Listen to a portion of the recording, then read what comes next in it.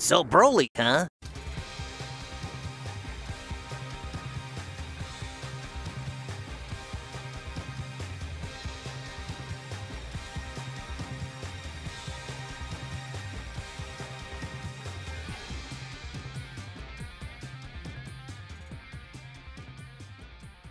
Three, two, one, clap. Ow, that was a awkward clap. You clapped and then said clap. Did I? You clapped and then said the word clap. It made more. It was aligned in my head. 3, 2, 1, clap. It's fine. I'm normal. Uh-huh. All right. 3, 2, 1, go. Hello, everyone. This is Rasen and I'm here with my friend Paragus Prodigy 666. There you go. Yeah. Don't act like this is a re-recording of a failed intro. You fucking loser. I gotta let the people know. We gotta be transparent. No, we don't. They want to know. They want to know our fuck-ups. This is all a sham. Yeah. Anyway, everyone should really go listen to All Systems Goku. You can't do this. But yes, please go listen to All Systems Goku. But we're going to be taking a page from them because no one's ever podcasted about Dragon Ball before them. Yeah. It's never happened. It's quite an underground series. Yeah, no one has ever talked on YouTube about Dragon Ball Z before. Unheard of, uncharted waters. Yeah. So we both had I was about to say we both had the privilege of seeing the Broly movie in theaters, and I feel like that may be a little overselling it. But I mean, well, we'll get there. We'll get there. We both were able to see the Broly movie in theaters when there was a limited run of tickets being sold. Let's put it that way. Yeah. So this is my second anime movie seen in theaters, man. It's my third. Yeah. Because, well, unless you're counting the shit I saw as a kid. No, I'm not. Because I saw Resurrection F, and then, yeah, the last one was the Fusion Reborn Bardock. It's all been DBZ, actually. All Dragon Ball, nice. And it does not look like we are getting that Gundam NT movie in our local theater because it's getting pretty close to when that is going to be shown, and I don't think I'm going to be able to see that. And I don't feel like driving out, I think it's 6 hours to do that, so... I'm just waiting to see when they announce the theaters for Heaven's Field 2, so... I might see that, but considering we didn't get the first one, I'm doubting that I'm going to be able to see that second one, but oh well. Hopefully there's more theaters. I would like to get something closer, but we'll see. Yeah. Well, before we get into the Broly discourse, because not only did we see the latest Broly content that Toriyama and friends had to offer, we also went back and went back to the roots of the Broly character a bit. Yeah. I watched that movie trilogy. Had to compare. Yeah. We'll get there. But first, we need to talk about another reinterpretation of a beloved classic, Resident Evil 2. Yeah. 30-minute demo, one-shot demo came out. I streamed it. You were there. Yeah. Well, I was in the chat. Yeah. And then I played it myself with a friend watching the next day. Yeah. It's pretty good. I fucking loved it, dude. Yeah. Only sour spot is immediately after I got done playing that, I saw the thing that was going around that it's oh hey, also Capcom didn't get back any of their regulars because they wanted to go with anti-union or they wanted to work past union stuff to get voice actors that were scab labor, and I'm why does everything I love have to have that one bit of being soiled? But that's just life now. I know. But other than that, I'm really looking forward to Resident Evil 2. I think I'm gonna I'll probably record my run through just because I feel like every YouTube person needs to do one horror game playthrough in their life, and we've played through Resident Evil 7. We've done that already, actually. So never mind. I'm just excited. I have a couple of quick thoughts on Resident Evil 2. I don't know how much you want to say about it. I have some stuff, but okay. So for me personally, I feel like we should establish of like what's your Resident. I mean, I think it's clear that we're both kind of like Resident Evil fans, but what's your Resident Evil 2 history specifically? It was actually the second one I played, I believe. Because back in the day, there was this hit video game called Resident Evil 4, and I played through that, and I was like, this is fucking awesome. I want to see what the rest of this is about, and that was enough at the time where, like, YouTube stuff was like or like just like online stuff in general was like enough of a thing that I could look at videos and shit of like the old games, and I was like, oh damn, these are different, but these are like super scary or whatever. And like it was still at that time where like tank control stuff, while it was like, okay, yeah, we're moving past that, it was still like that was all shit that I was used to and had grown up with just like with other games and shit. And I was like, that doesn't bother me at all. And I picked up all of those GameCube re-releases they had for all of those old games. And yeah, so Resident Evil 2 was actually the second I played, specifically because Leon was also in that one. Yeah. So for me personally, Resident Evil 2 is actually the first one I ever played.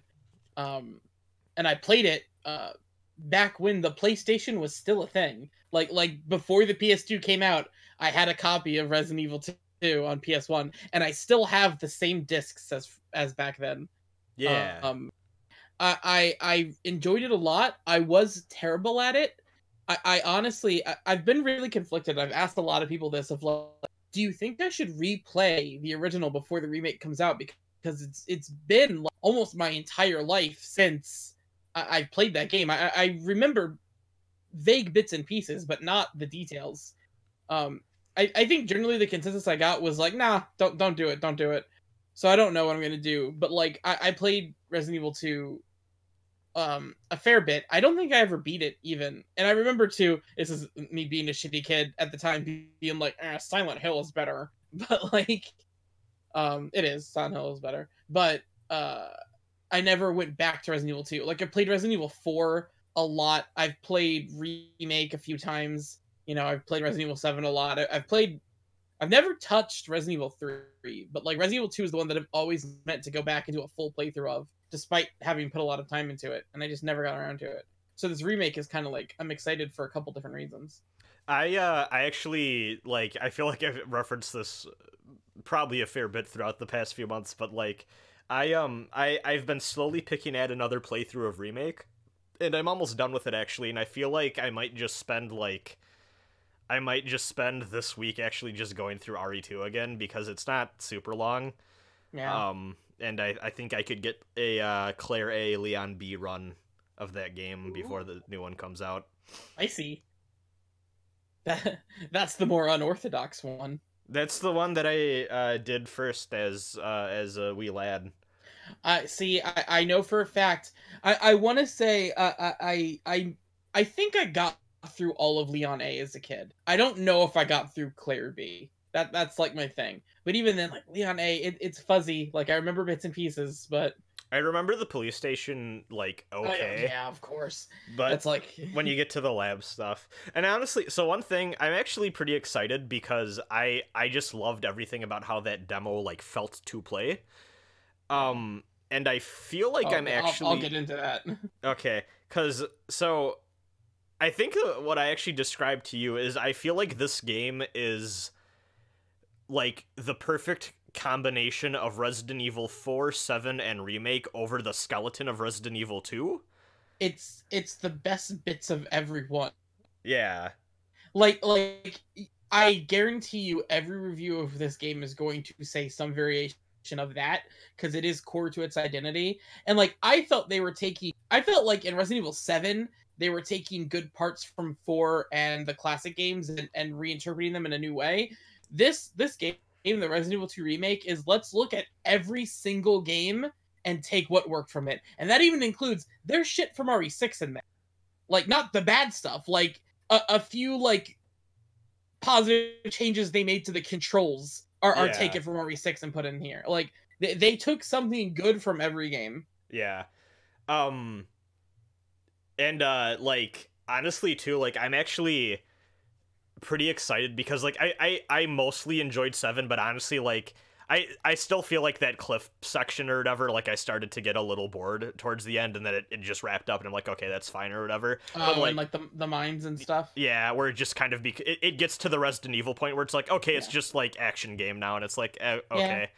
Like I know there's a lot of people that share that sentiment. Personally, I don't feel that way. I think that's kind of like a reward at the end of the game of like, all right, here, have like an hour of action. But see, because I think what my thing is I don't like I don't like the actual combat part enough of 7 for that to feel satisfying. That being said, everything about the combat so far in 2 felt so satisfying. I enjoyed the combat of RE7, but it's definitely not as good as the combat from like the 4 type games. Yeah. So seeing them further evolve that style feels great here. Yeah, like there's more of an impact. I'm happy to go back. I would like to see them try at least one more take on first person, but I am glad to see another version of Resident Evil still continues to survive here. Yeah, and yeah, it looks dope. I am also a lot of people have drawn attention to this definitely already, and like there's GIFs everywhere about it, but like it's really neat to see a game finally break that dichotomy of, oh, I can tell that this enemy model means it's dead now. So I don't actually know the mechanics of how this works. And like during my playthrough of the demo, I was consistently on edge because I've heard people say like, oh, it's just sometimes they ragdoll, but they're not actually dead. Yep. But there were a couple times where I felt like, oh, okay, but that enemy was down for like 2 minutes and then they got back up. Yeah. And I almost want to say like, I think maybe sometimes enemies might just come back too. I think they're programmed that way, because also there's a video of someone testing it out, and there's a dude who walks through the same hallway with the dead zombie like 3 times, and like on the 3rd time it comes back up, and it's like, you were down, like, you know. Yeah. So. And it's almost like that's taking the idea of Crimson Heads and spreading it through the entire game, and like adding an, I mean, again, I don't know the mechanics of how it actually works, but without having the game out, it feels like it might be semi-random. Yeah. And I'm sure that's like the intent. I feel like that's probably what they want people to feel.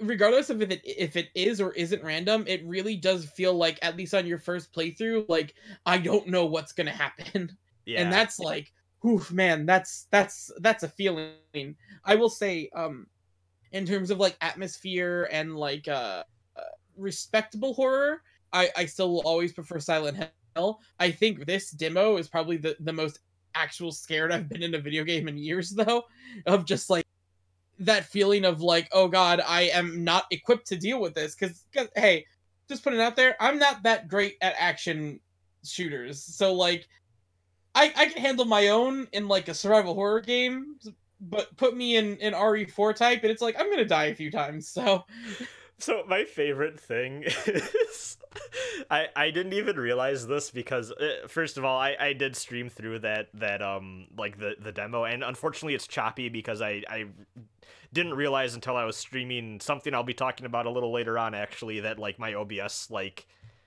stream settings have been kind of fucked as of late, so like it's a little choppier than I would like, but whatever, it's fixed now. But if you go back and watch that RE2 stream I did, there's a like that first point where like you meet that cop in that like office who gets like cut in half or whatever, and like that first zombie breaks down through the door. I get like the most like split-second headshot that like in the world, and like someone at the time was like, damn, nice headshot or whatever, and I was like, oh, thanks, and I went back and watched it and I was like, holy shit, like that's the most MLG thing I've done. I actually am pretty sure I remember that moment. Yeah. But also too, I just love the fact that like even headshots, like they aren't as like effective as you would think. Like, yeah, I mean, hey, like I said, I'm not that good. I only got like 2 or 3. I was mostly aiming for legs and shoulders. Yeah, and there's no like kicking or anything, right? Like, I don't think so. I don't but think I'm not there sure. is. Leon is And, too like, young at this point. He didn't know how to kick until a post 9/11 world. He's oof. They definitely did a good job of like still making it an action game, but also having Leon not be as competent as RE4 Onward, which I liked. Yeah. Not in terms of like your ability to play the game, but in terms of the way the character himself is in the gameplay, he feels a little bit clunkier. You know what I mean? Yeah. And like there's no like dedicated knife. Like a knife is an item you can get and you can use it in a couple of ways. I also At like least- how they break the difference between safety daggers and remake from the knife, Yeah. because that was always really dumb if you really think about it. Yeah. Um. It's my safety dagger. Also, I really. So this is just something, I think it's in that either this was in an image or it's in that little trailer that plays at the end, but there's like a point somewhere in that police department where you can see a little banner and like party area that was set up that says like "Welcome Leon" or whatever. It's like, I don't care what job you get, like no one hosts a party with a banner with your name when you start a new job. It was the 90s, bro. I guess. I hope I can get that game when it comes out. I might have to wait a bit though. I donated all my money to charity, so Yeah. that makes me sound a lot better. I had a few dollars in the bank and I gave it to charity. Shout out to H Bomber Guy for playing the best platformer of all time for charity. Yeah, I mean this is gonna be over. I didn't even plan on bringing this up. This is gonna be over by the time this podcast is like edited and put up. But like, I thought it had 12 days to go or whatever. No, that's just a default thing on there. Oh, He's okay. playing until he finishes the game. He's halfway through. Oh, okay. He's doing 101% on Donkey Kong 64, but like as of halfway through, they're at like I think they're at like $80,000 donated for transgender children in the UK, and like Yeah. fuck yeah, that's amazing. They're at like 85% last time before we started recording this, I know, so. Oh well, every time he reaches a goal, he just increases the goal. Oh, okay. His original goal was $500. Oh, okay. I didn't know that. Okay. Yeah, no, I don't think he was expecting what happened to happen, which is great. Yeah, he's gotten attention from everywhere, so.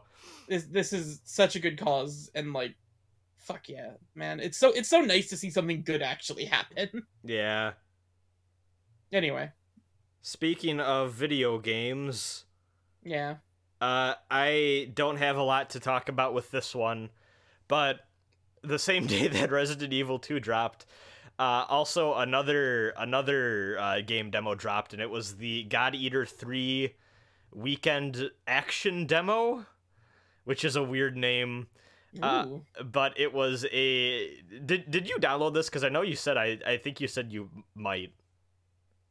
Nah, you convinced me not to. Yeah, I don't think you would care for it. That's fair. God Eater is anime Monster Hunter.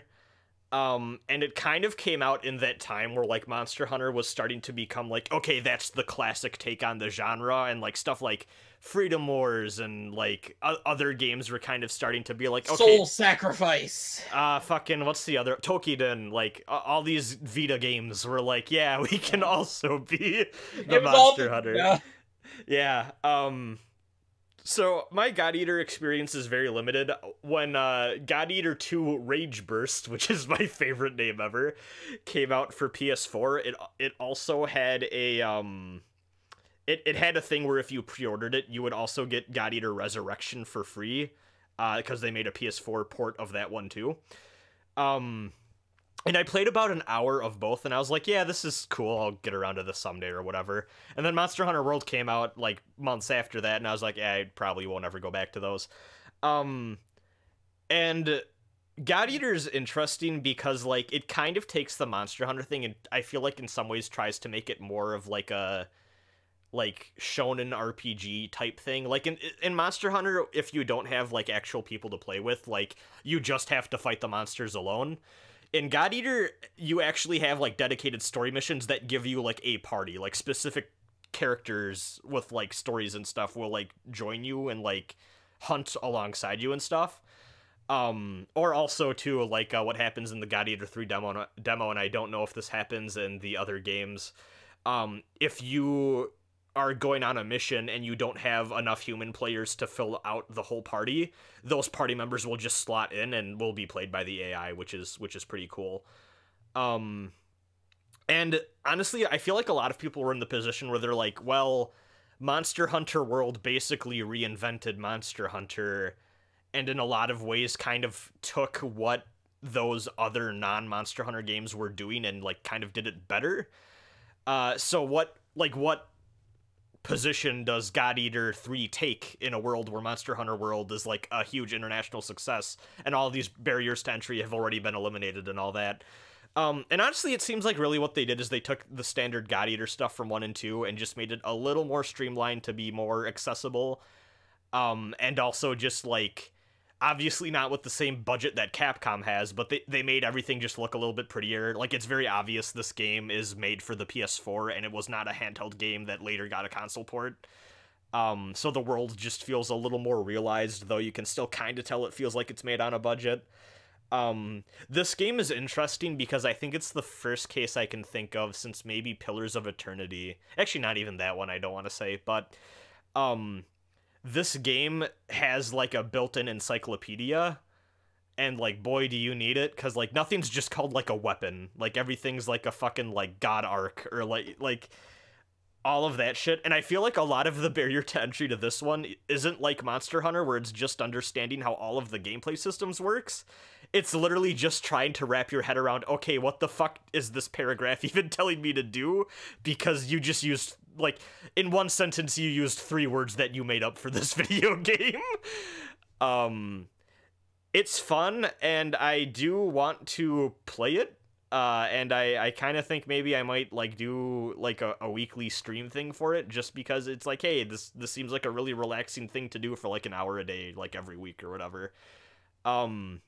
But also, just saying, if anyone is interested in God Eater, I would say maybe pick that up sooner rather than later, even though it is, like, I think it is a full-price game, but, like, I have a feeling that this is going to be a pretty decent online game that is going to satisfy a specific, like, type of person, especially those who are, like, done with all of the current Monster Hunter World content. But I feel like this is going to be a game that's active online for, like, a month or two, and then, like, everyone's going to move on. So if you want, like, the full experience, maybe jumping in sooner rather than later is advised. But yeah. Just a heads up, it started raining a fair bit here, so apologies if that gets picked up. Okay. Maybe we'll get a cameo from your friend the train. Well, there's a motorcycle. I didn't hear the motorcycle. It's fine. Speaking of motorcycles. Oh, you know who? Now you have to leave that in too. Yeah, you know who rides a motorcycle? Who rides a motorcycle? Travis Touchdown. Who's that? He's striking again. He is the protagonist of No More Heroes. 2 games that came out for the Wii and then eventually the first game got ported to the PS3 and in Japan the 360. No one played that one. It was the first game with, like, bosses from the second game added in as bonuses. Yeah, in a weird way where, like, because of the engine differences, they had to, like, rework how some of them worked. Actually, it's fun. Nice. I am the only person who actually prefers the PS3 version. And I never actually played it. So honestly, my thing is, on paper, I do think the Wii version is better, but I also don't want to play with the motion controls. Yeah. They're not bad, it's just I don't wanna, you know, so. And 2 let you play with a classic controller, which is nice, so.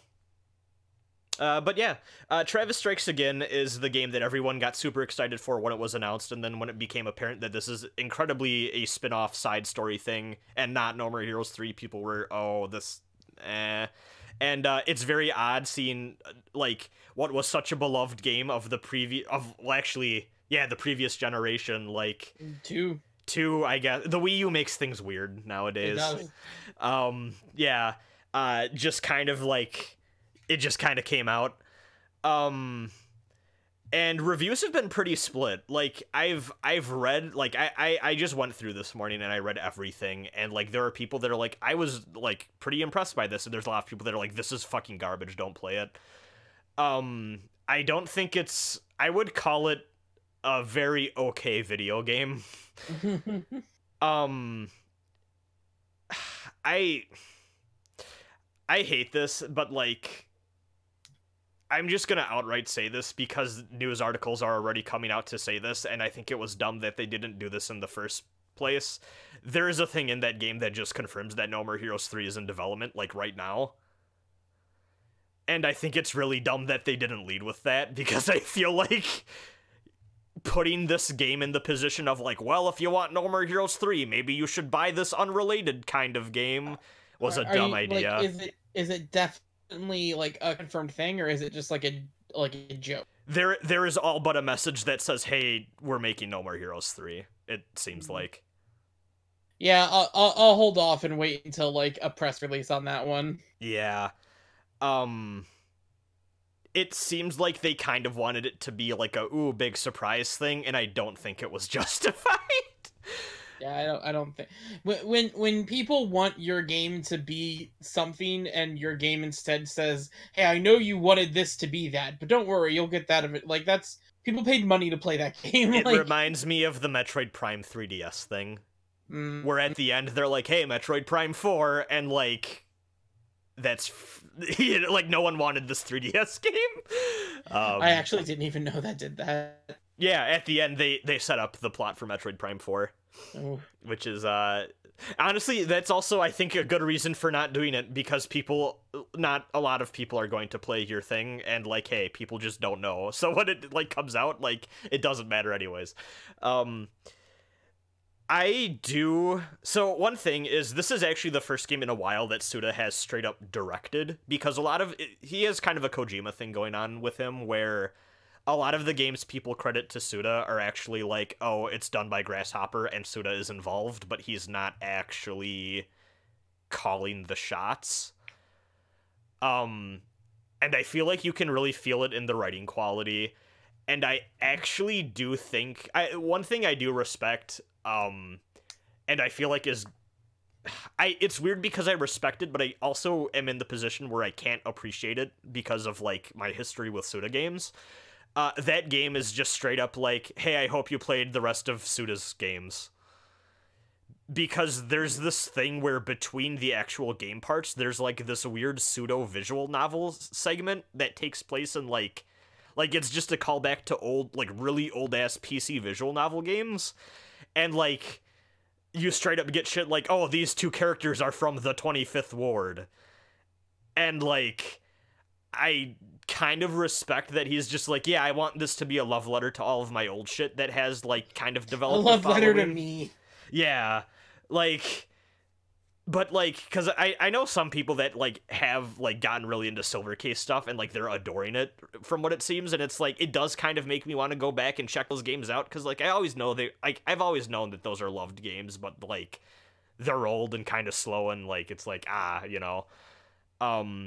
But at the very least, I feel like this could have been, like, the cheapest of cash-ins, and I'm happy that he at least is trying to do stuff with it. The gameplay is fine. I don't think it's going to satisfy a lot of people's needs in terms of, like, oh, no more heroes. It has a very weird thing where I feel like, because there's like a light and heavy attack just like No More Heroes, I feel like the light attack is too light to be satisfying, and the heavy attack is too, like, you have to commit to it too much to also be, like, satisfying enough.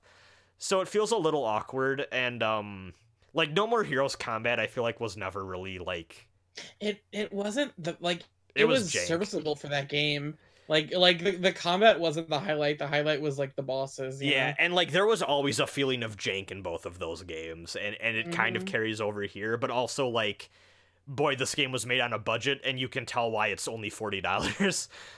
I actually didn't know it was only $40. I thought it was a full 60. No, it's a budget title. Okay, that's good at least. Yeah, it feels like maybe it should have been 20 or 30, but whatever. Yeah. Also, let me actually check, because it's 40 for the physical version, which all physical copies come with the season pass, I believe. Oh boy. So I think you might be able to get it cheaper on the eShop. I'm just gonna look real quick. Might as well. Nintendo eShop, Travis Strikes Again. I need to enter my date because Nintendo doesn't want me seeing violent things. I was born in 1974. Yeah, it's $30 digital, $40 physical with the season pass. So that's not that bad. That's pretty But cool. honestly, that changes my opinion on the game slightly. Although I do have one thing to say, but I'll let you finish. Okay. Yeah, I was about to say, the only thing I really know about the season pass is I feel like, I don't feel like, but the only thing I know is I think it adds Shinobu and I think another character, but I don't know the details, but yeah. Anyways, yeah, what was your thing? So this is gonna be a little heretical on the podcast named this, but I talked about this a little bit on Twitter. I feel like my time with No More Heroes has passed. When Travis Strikes Again was first announced, I was like, oh sweet, that's awesome, what a great get for the Switch. But like the more I look at that game, it's like I want to say I don't want to buy it because it looks like a low budget collection of mini games, but to be honest, it's the writing. And then I think back to No More Heroes, and I'm like, you know what? I don't think I would enjoy those games as much as I did when I was younger today either. They've like aged bizarrely. It's not an attack against people that like them. That's fine. I still totally get why people like those games, but like, yeah, I think that like type of writing that's very like wink wink nudge nudge, hey gamers, am I right? Like, unless you're doing something with that, it doesn't do much for me. So like, yeah, I don't know if I'm still a No More Heroes type of guy. It's interesting because it's weird, and like as I've gotten older and also more of discourse about like using gamer as identity type shit, and I mean after we discussed 2018 as gamers, you know, I think we really sealed the deal there. I mean, it's weird because I can never get a finger on how much No More Heroes wants to be fuck yeah gamers, or also oh god Travis is the biggest loser. And to be honest, I don't know if No More Heroes knows either. You know? Yeah, I feel like they want to have their cake and eat it too a bit with Travis as a character. I feel like there's definitely a couple of moments where it's self-aware of like, hey, he's kind of a loser, but it's also very like, but you're a loser too, so he's one of you, and it's just like, It's bizarre. I cannot say I relate with Travis Touchdown very much. No, like yeah, and like that's the thing, because like I feel like there are aspects of his character that are deliberately crafted for you to not be able to, from the sociopathy to like even like there's a lot of shit they imply with the weird lolly shit he's really into, I feel. Yeah, but the thing is, they don't do anything with that. It honestly, it's just there for you to stare at. It's there for you to relate to, in my opinion, and I don't.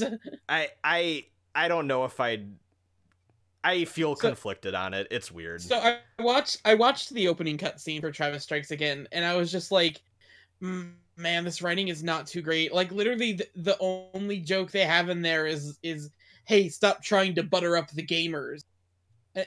They just keep mentioning the fact that it's a video game, and they don't do anything with it. And I need a little bit more substance if you're gonna like try to break the fourth wall like that. Yeah. I don't know.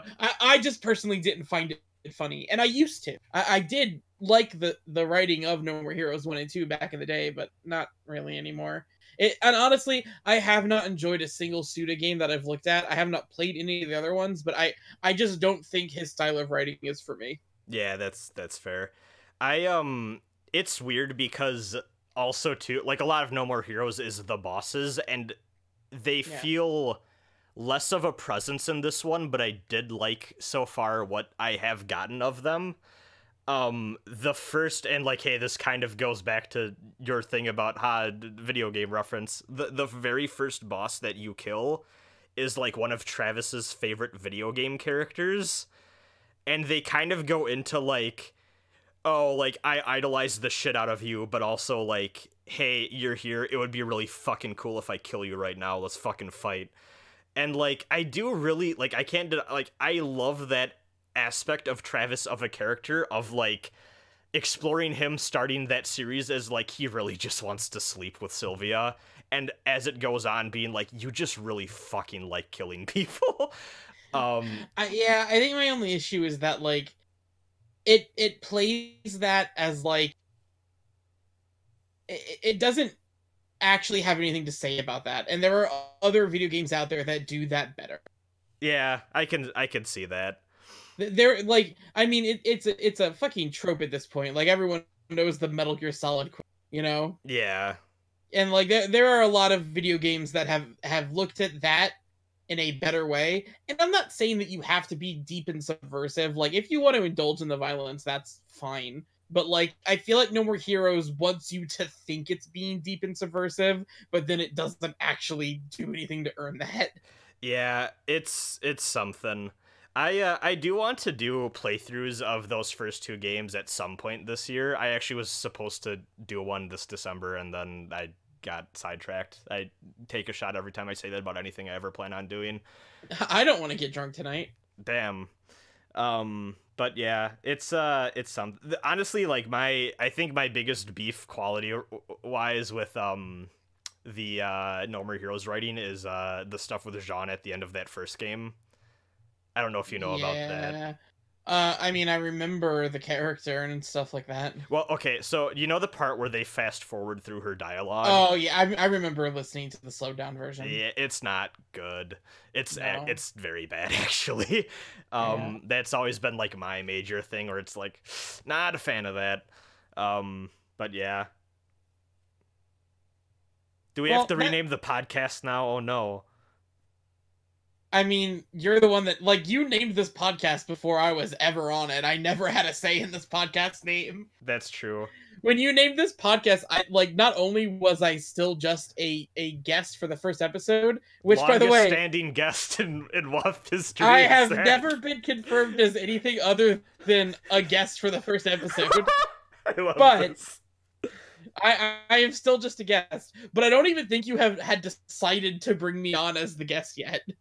Like, you had already named the podcast by the time you decided to bring me on. Yeah, that's right, because this podcast was originally going to be called Devil Trigger, which, hey... Sometimes I got thoughts about that in a post-DMC5 world. Yeah. To be fair, though, I will say that Devil Trigger does sound like we're just trying to be a Devil May Cry podcast. It does. We Are Finally Podcast at least, like, has the word podcast in it and is a little more generic. Yeah. And I mean, first, I'm not saying I don't like We Are Finally Podcast, but WAFP has a good snappiness to it. I feel like we had an entire night discussing how WAFP had grown on us like a year ago. Yeah, probably. Because it's just fun to say WAFP. We use it as, like, a verb. Yeah, we say WAFPing all the time, actually. It's like, hey, you want to WAFP? Yeah. We haven't WAFPed in a while, yeah. Yeah. Anyway, that got really self-indulgent of us. Yeah. Also, this is really dumb, but like I like the name, I like the nonsense of the term We Are Finally Podcast just in and of itself because I feel like it establishes a tone. Yeah, it does. It's not a bad name for us. Yeah. It'd be a bad name if it was anyone else. Like I wouldn't want to show it to someone with like a 401k, but like, you know, it gets the job done. I wouldn't want to show it to Jeff Gerstmann. You tried it. I can't believe you don't know who Jeff Gerstmann is. John. Jeff Gerstmann, you actually should know. Hold on, let me confirm this. I don't. Wait, hey. You know who Jeff Gerstmann is, though, right? George? Damn. This, by the way, this is referencing an opening bit that we've cut. Yeah, it is. Okay, but like I can't tell if this is a bit. You know who Jeff Gerstmann is, right? I've heard the name.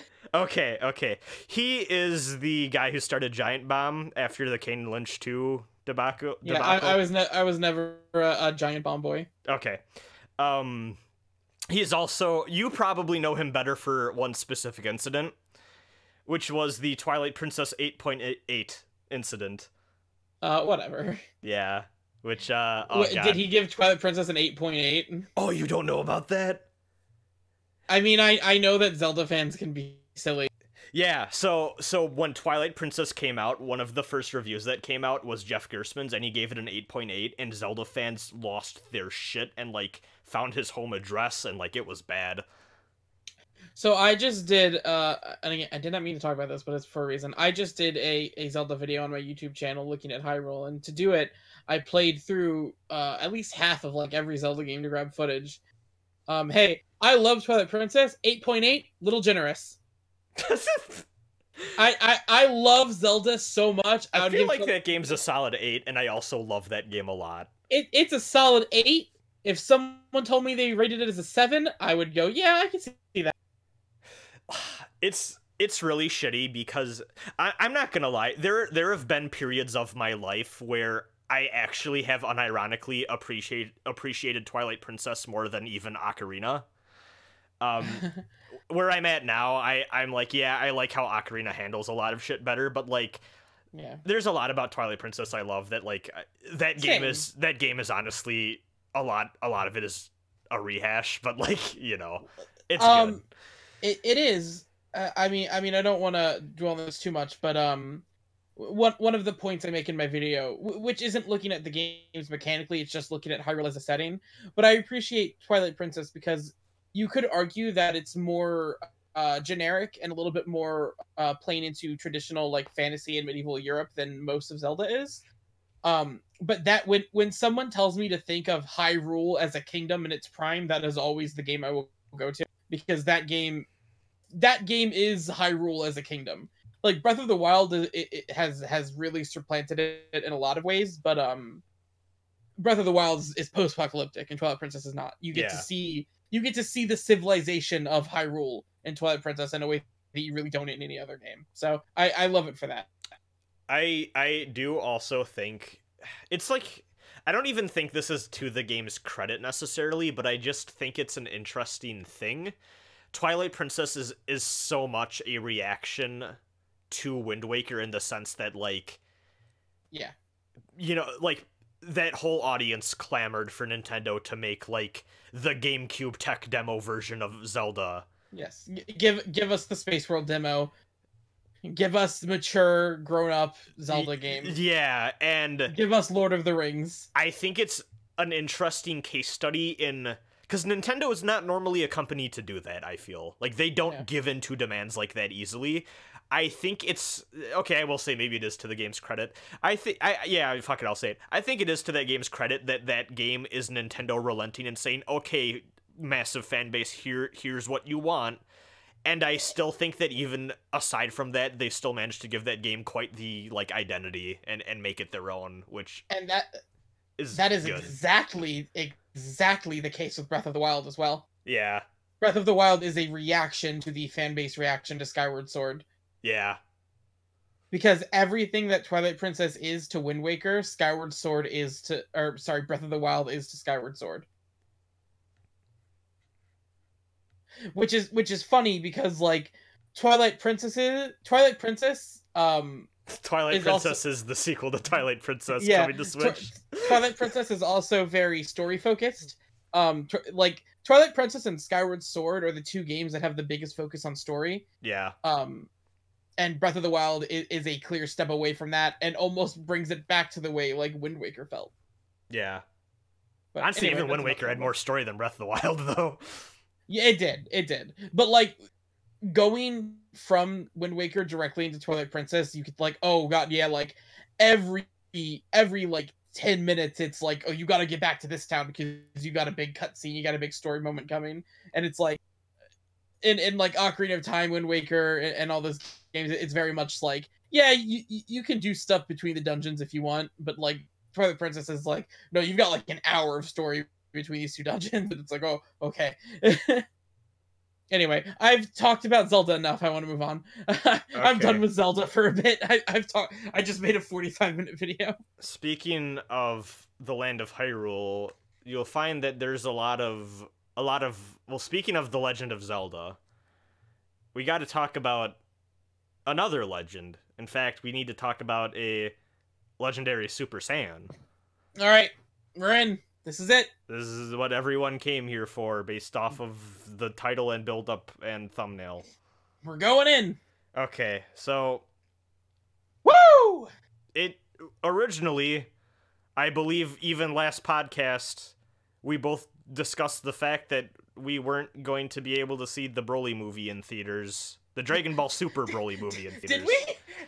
It was either this podcast or the one from like half a decade ago that we recorded where we talked about My Hero Academia. Either way. Oh no. There was a point where both of us talked about, oh yeah, we're not going to be able to see it.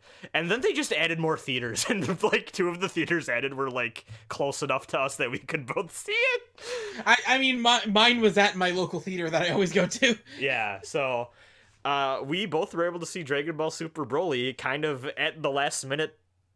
We both didn't think we'd be able to see it, so yeah. Rasen saw the movie a couple days ago. I got out like 2 hours ago. Yeah, so when we knew of this, was it you or me who were like, let's rewatch the Broly movies?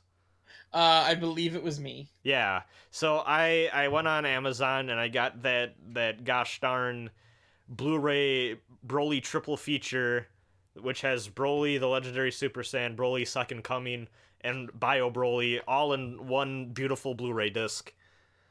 Yeah. And I rewatched the original and Second Coming the day before going to see it, and then I watched Bio Broly today because I didn't have the energy to watch that after seeing Second Coming. So I watched the first of the 3. That's all. Yeah. Let's get into it. Okay, so right, so we're talking OG, and I should establish that I have seen all 3 before when I was younger. So like I'm not like, oh, I don't know what Second Coming, like we're gonna get into it. So. Yeah, so it was, yeah, we're gonna go in chronological order here, and it was an experience seeing these after, because I probably haven't seen them since like they were first dubbed, because like these things were rental store fodder.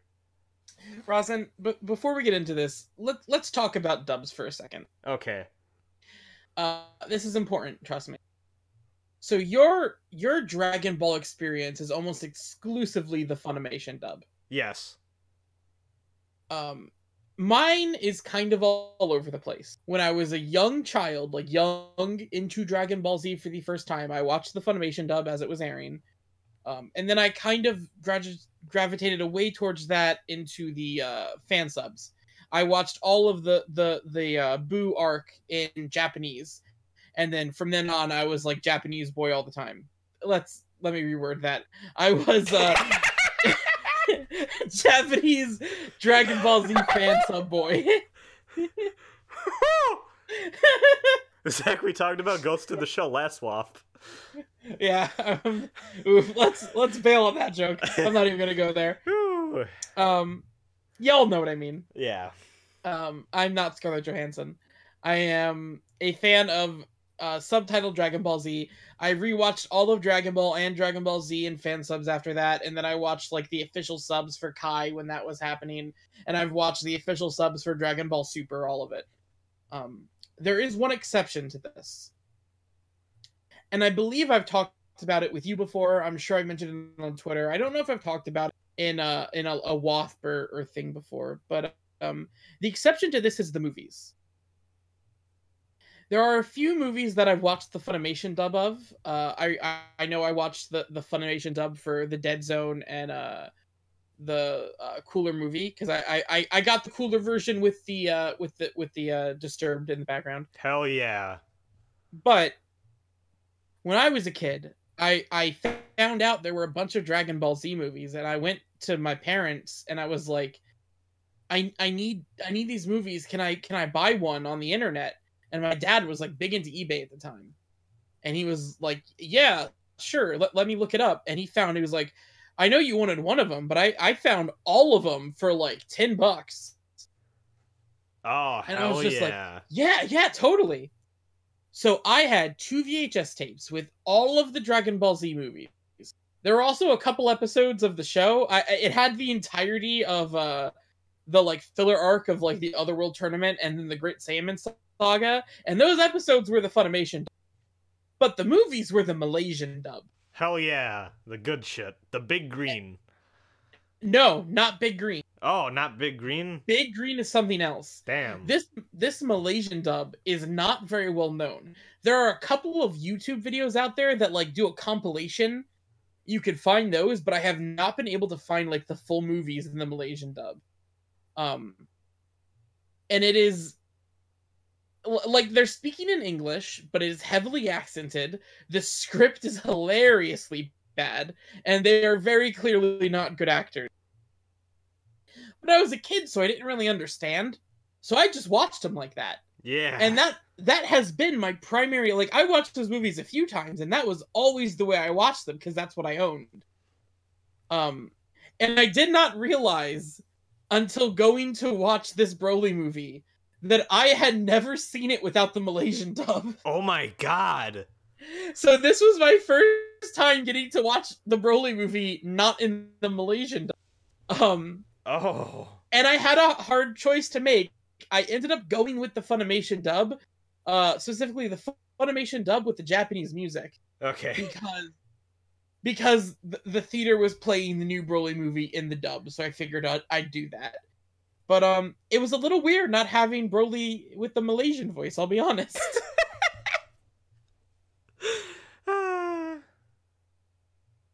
Oh god. Well, what they call Saiyans the Saya people.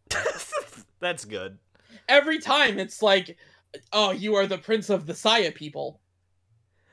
You know, I should get into my history, because what I think I had probably a very, very vanilla experience in comparison, where I just watched all of the shit that was on TV, and Toonami, if I recall, actually did a pretty good job of adding in those movies when they, like, I mean, none of the movies line up chronologically, but, like, the points where they should be, roughly, I do believe that they made a big event, like, this Saturday, Frieza's brother, like, all that other shit or whatever. Yeah. And, like, they always made it, like, a big event, like, oh, shit, you're gonna want to stay home for this one, kiddos, or whatever. Yeah. Kiddos. Yeah, that's how Toonami was. I'm making that up, but they did do a good job. And actually, there is actually a whole subculture of cutting together fake Toonami promos, because they were fucking good at it. And, like, yeah, it's a very weird aesthetic. And actually, I kind of fell down the rabbit hole of watching these, because like, a lot of Universal Century Gundam stuff actually got play on Toonami at, like, really weird hours of the night, and, like, they made, like, an art of, like, cutting together, like, all of this shit with, like, this weird, like, mid-2000s CGI, where, like, yeah, it had all these weird borders and shit, and, like, 90s animation was playing in the background, and it's just, like, a really cool vibe, and, like, electronic music is playing in the background. It's fun. And, like, add on top of that, like, the only existing archives of this are people's, like, shitty DVD recordings that are all fuzzy and shit. It's an aesthetic that I appreciate a lot. But yeah, they did a really good job of playing a lot of those old DBZ movies, and then the ones that they didn't play always got, like, the DVD releases and shit, and those were, like, you know, a lot of those did have, like, they would add in licensed, like, rock and metal tracks and all that shit. So my version of all those movies has, like, Pantera and, like, fucking all of this other, like, shit, like Deftones is playing in the background when Goku gets angry at Cooler. Like, that is my DBZ experience. And, like, as a kid, I had made a purpose of, like, I feel like I've talked about this on here, like, I made a purpose of, like, having a checklist and making sure I had seen everything DBZ related I could get my hands on, and that included all of the movies when, like, they came into, like, the local rental stores and all that, so, but that being said, I had not rewatched this stuff since I was probably, like, 15 at the latest, so it was an experience going back and, seeing these again. So do we want to get into to your Broly the Legendary Super Saiyan thoughts? Sure. I don't know how much our thoughts are gonna line up on this, but I do have a few things written down. Okay. The first and kind of the most important thing is that the more you get into Dragon Ball stuff, you will learn that there are two types of Dragon Ball media. And I kind of hate to break it down like this, but there's the canon stuff and there's the non-canon stuff. You could also say there's the Toriyama stuff and non-Toriyama stuff. I think that's yeah. Toriyama Dragon Ball has a certain feel to it, and to be fair, that feel does evolve and change. Like, early Dragon Ball that Toriyama did feels different from middle of Z, which feels different from Super. But the non-Toriyama stuff from the 90s has a very particular feel.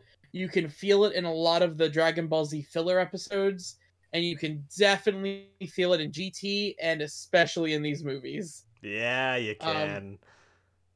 It is hard to pin down exactly what's different, but you just can tell when you start looking at it like that.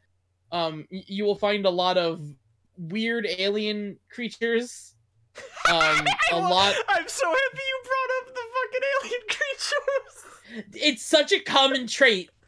But okay, yes, but also the little green mohawk people in this movie, yes, are the most egregious version of it. There's a guy who's just randomly an octopus. What? I will also say that a lot of this stuff puts a heavy focus on side characters that often go ignored. So, like, in all these movies, you're going to see a lot of Master Roshi and a lot of Oolong. Yeah. And they're often used for really bad comedy that is not funny. Yeah. That really interrupts the pacing. But I'll get into that later. Yeah, I mean, I have a couple of notes, but do you have anything you want to say in regards to that stuff? So I feel like we're also going to be talking about this a lot. It is weird thinking about how much of, like, okay, there is more to Broly's character here than, like, the screaming Kakarot over and over again thing became. Which I really did not remember. I always knew that, okay, there's more, like, I always knew, because the one thing you will always hear about Broly, and especially in the build-up to Super, is Broly has no character. And my thing was always, no, he does, it's just bad. Like, he does have a bit of a character there. The image of, like, the enraged Broly that just screams Kakarot, that comes from the second movie. I did not realize that. Like, I had watched this first movie several times, granted with the Malaysian dub. Yeah. But I forgot that, like, how much actual dialogue he has here. Yeah. I have something to say about how I feel Broly's character is in this movie. Mm-hmm. I think that there is potential there. I forgot that, like, the original idea of his character was, like, okay, what if there was a Super Saiyan sociopath? Yeah. And with that was the interesting. Edgiest 90s backstory of all time. Yeah. Oh, for sure. But, like, that could have been good if handled by better writers. Yeah. So I'm just gonna go out and say this because I've already gone there. I did not like this movie. It's not great. This movie was pretty bad. The pacing is terrible. It is so fucking boring. My favorite is the subplot that goes nowhere of, like, Paragus needs to constantly get Vegeta to go hunting for the legendary Super Saiyan. It's so bad. So I understand that he's doing that to stall for time. That is maybe the most, like, terribly thought out way to get to stall for time in that situation. Yeah. And also the entire plot of the green people needing to be freed from the slave laborers, or from their slave masters, because they are slave laborers, rather. Which I feel like only exists to have the scene where Broly blows up their planet and goes, "Suck it, green kid," like, you know. I have a very special note to make in regards to the pacing of this movie. How dull it is and how filled with things that take up the time that don't need to be there are. There is a line of dialogue in this movie that is, "Now the real fight begins." And that is 2 minutes before the credit rolls. "Now the real fight begins" is said 2 minutes before the credits are rolling. Yeah. They wrap up that fight. The real fight begins, ends. They go home. There's some wacky comedy relief, and then the credits roll. And that all happens in 2 minutes. It's so bad. There's one other thing I kind of want to point out too. I don't know if you got this, but so I will say, Broly's backstory, I always remembered it, and I feel like everyone remembers it as Goku cried as a kid and Broly hated that, so he wants to kill him. Mm-hmm. And that is there. But they go more into King Vegeta tried to have Broly fucking murdered. Yeah. No, which is, in my opinion, the most 90s edge part of it, because you see the shadow silhouette of a baby getting stabbed with a knife. A bit like, yeah, it's a shadow, but you see a baby straight up get stabbed with a knife.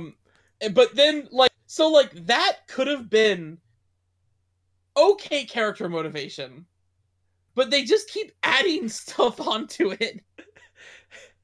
And there's the Goku crying, there's Paragus controlling him. Yeah. By the way, super shout out, I don't know if you picked this up, man, that scene where Paragus puts the controlling thing on Broly is like an alternate version take on the scene with Luke and Kylo Ren in The Last Jedi. That scene plays out very similar. I was not thinking about that. That is the first thing that came to mind. Paragus is standing over Broly in this scene, and then Broly's eyes wake up and he's like, "Father?" It's the same scene.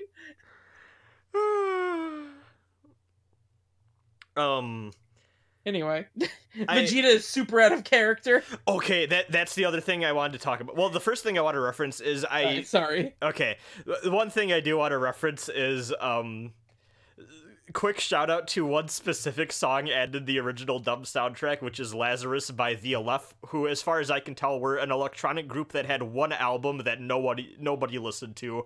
If you look them up on YouTube, the only people talking about them are in reference to the Broly movie. And also they don't even have a Wikipedia page. So, I think they have a Bandcamp page where you can actually buy their one album. But, that's a good-ass song, and also I'm actually pretty sure that I have vague memories of being at a party with my ex-girlfriend while that song was playing in the background, playing ping pong. When I was in, middle school. And I would not be surprised if someone brought up... I was gonna say I would not be surprised if someone brought up, oh, this is from the Broly movie at that party. What I actually think might have been the case is that was on the soundtrack probably because of the Broly movie. So, just fun trip down memory lane. It's the song that plays for people wondering when Goku and Broly have the stare down in the hallway of the castle, because of course there's a castle. Yeah, I had the real music playing. Yeah. Oh, I didn't hear that. Oh, I had the real music playing. I accepted going English dub for this movie. I will not listen to the English soundtrack. It's so good. When Broly goes fucking legendary Super Saiyan, Pantera starts playing. It's so fucking funny. God. By the way, another side note. I want to get to Vegeta, but another side note, the dub for this movie is not very good. No, I mean, early Dragon Ball Z dub. I'm sorry, all of it has aged poorly. I know that there are people who that's how I heard it growing up, and I love it, and I understand that. It is not a good dub. No. It is dumbed down for children in a weird way, and I don't mean that as they don't mention that Roshi likes porn. I don't mean that. I mean there are moments in every Dragon Ball Z episode, and including the movies, where it's clearly meant to be a moment of people staring each other down, and they're afraid that you won't get it, so they add narration to the character's thoughts that's not in the original. And God, it does not trust you to get anything. But the other thing that's fucked up is because some of these movies, and you're not going to get to this because I think this is only the case for Second Coming and Bio Broly. Yeah. But because some of these were not originally made for TV, because Broly, it very clearly was made in a way that I think it's I think it's clear that like this is supposed to be for broadcast. Yeah, and instead of saying Master Roshi had too much booze, they say he ate too many tuna sandwiches. Oh my fucking god, that murdered me. But he still uses the word hangover! I know! It's the same sentence. It's like, oh, I've got a bad hangover, and then Oolong's like, you shouldn't have had too many tuna sandwiches.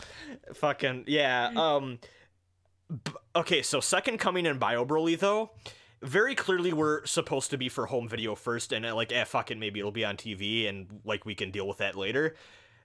It's the weird middle ground of, okay, it's still the dumb made-for-kids thing, but also, okay, we can be uncut and say, like, more edgy stuff now. It's so fucking weird. You see, it's weird coming from the Malaysian dub, because one moment I'll always remember is actually from the Dead Zone. Do you remember the bit where Gohan eats the fruit and gets high? Yeah. So, I know that since I know they say something weird, like they write that off in some particular way in the English dub. I forget how it's handled, but in the Malaysian dub, the guy just goes, "No, don't eat that. You will get drunk." And I remember being a kid and being like, "Can you get drunk from apples?" Like I legit was like, damn, are there apples out there that have alcohol in them? Like, it really confused me for like a couple years. Okay. So maybe these movies should be dumbed down. So, anyway, let's talk about what I really wanted to talk about, which is we're all going to die. No, why are you fighting him? It's pointless. We're all gonna fucking die. There's no point to this. I'm not giving you my energy. Don't. No, there's no reason to struggle. Just accept our deaths.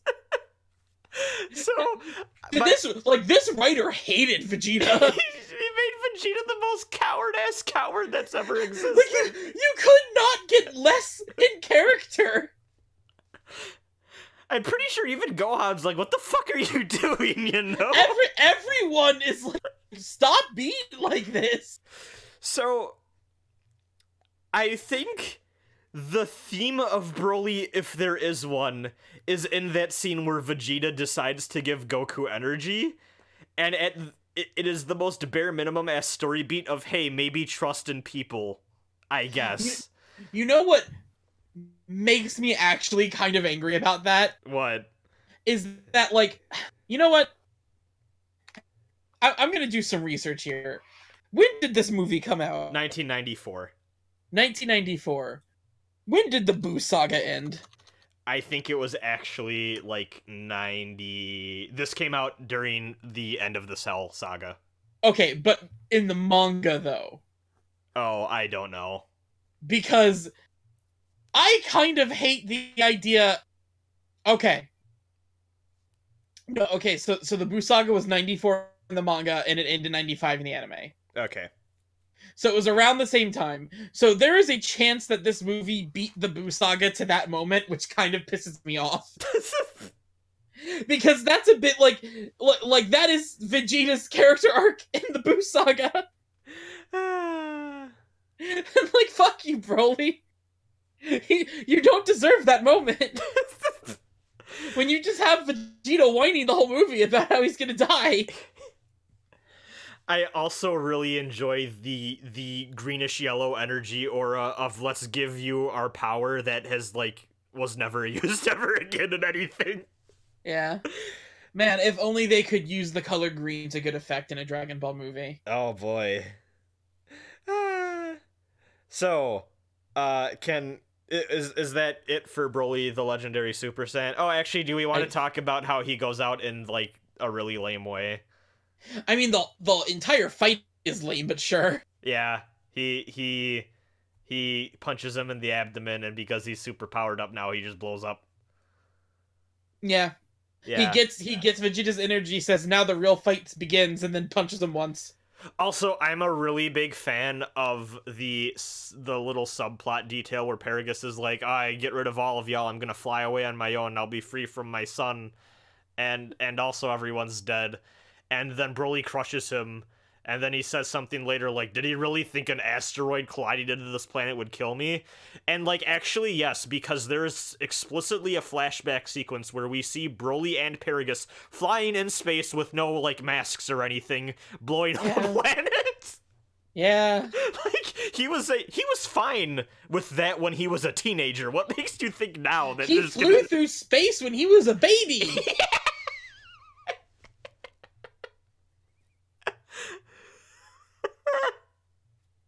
It is like, Broly's character in this movie is so bad. Every line of dialogue is just, I'm evil and I'm gonna kill all of you. And like, it's such a badly written movie. It is, and like, I will still fly the flag that Cooler is a better villain, even though he's not much better. Yeah, honestly, like, I'm not a big fan of Cooler as a character, but he's so much better than this. Honestly, when we transition to the second movie, I'll say this: I only watched with the Malaysian dub. I feel like just having him be more silent probably a good thing. Yeah, the only thing I wanted to say is at least Cooler has the motivation that is somewhat interesting of, oh, I'm going to avenge my brother who I didn't even like anyways, just on the principle of the fact I don't like that you killed him. Yeah, that's at least something. It's a very Dragon Ball motivation. Yeah. That's some Vegeta shit. Like, if someone had killed Goku, Vegeta would have killed them for that reason. Yeah, and the only other thing I have to say is, hey, I mean, like, this is true of, like, most of the movies, but, like, hey, pretty good animation in a lot of parts for the Broly movie, but... for the time, sure. Like the directing and the choreography is bad, but the animation, like, they did their job. It's on par with the show. Yeah. And, can I tear into the Second Coming now? Oof. So what a statement. So the plot of the Second Coming is that Broly, even though we saw him blowing up, is actually fine and somehow managed to make his way to Earth, where he gets stuck in a glacier on an island. And Goten and Trunks and Videl are searching for the Dragon Balls on this island. I have to interrupt you. Okay. And I'm not going to do this again, but I need to let you know that in the Malaysian dub, despite the fact that it is Goku and Trunks and Videl says, I'm Kami, and then Goten goes, I'm Goku. Nice. Which was also very confusing for me as a child. That's fair. Please continue. So, they find a weird village that needs to make a sacrifice to a giant dinosaur every year, and as part of a distraction plot to kill the dinosaur for the village, Goten starts crying, which awakens the sleeping frozen Broly. Because it's like Goku's crying. Because it's like Goku's crying. They even flash back to Goku crying and everything. And then Broly shows up the next day, and then the movie stops having a plot. Yeah, I remember that. There's even less story. They give even less of a shit.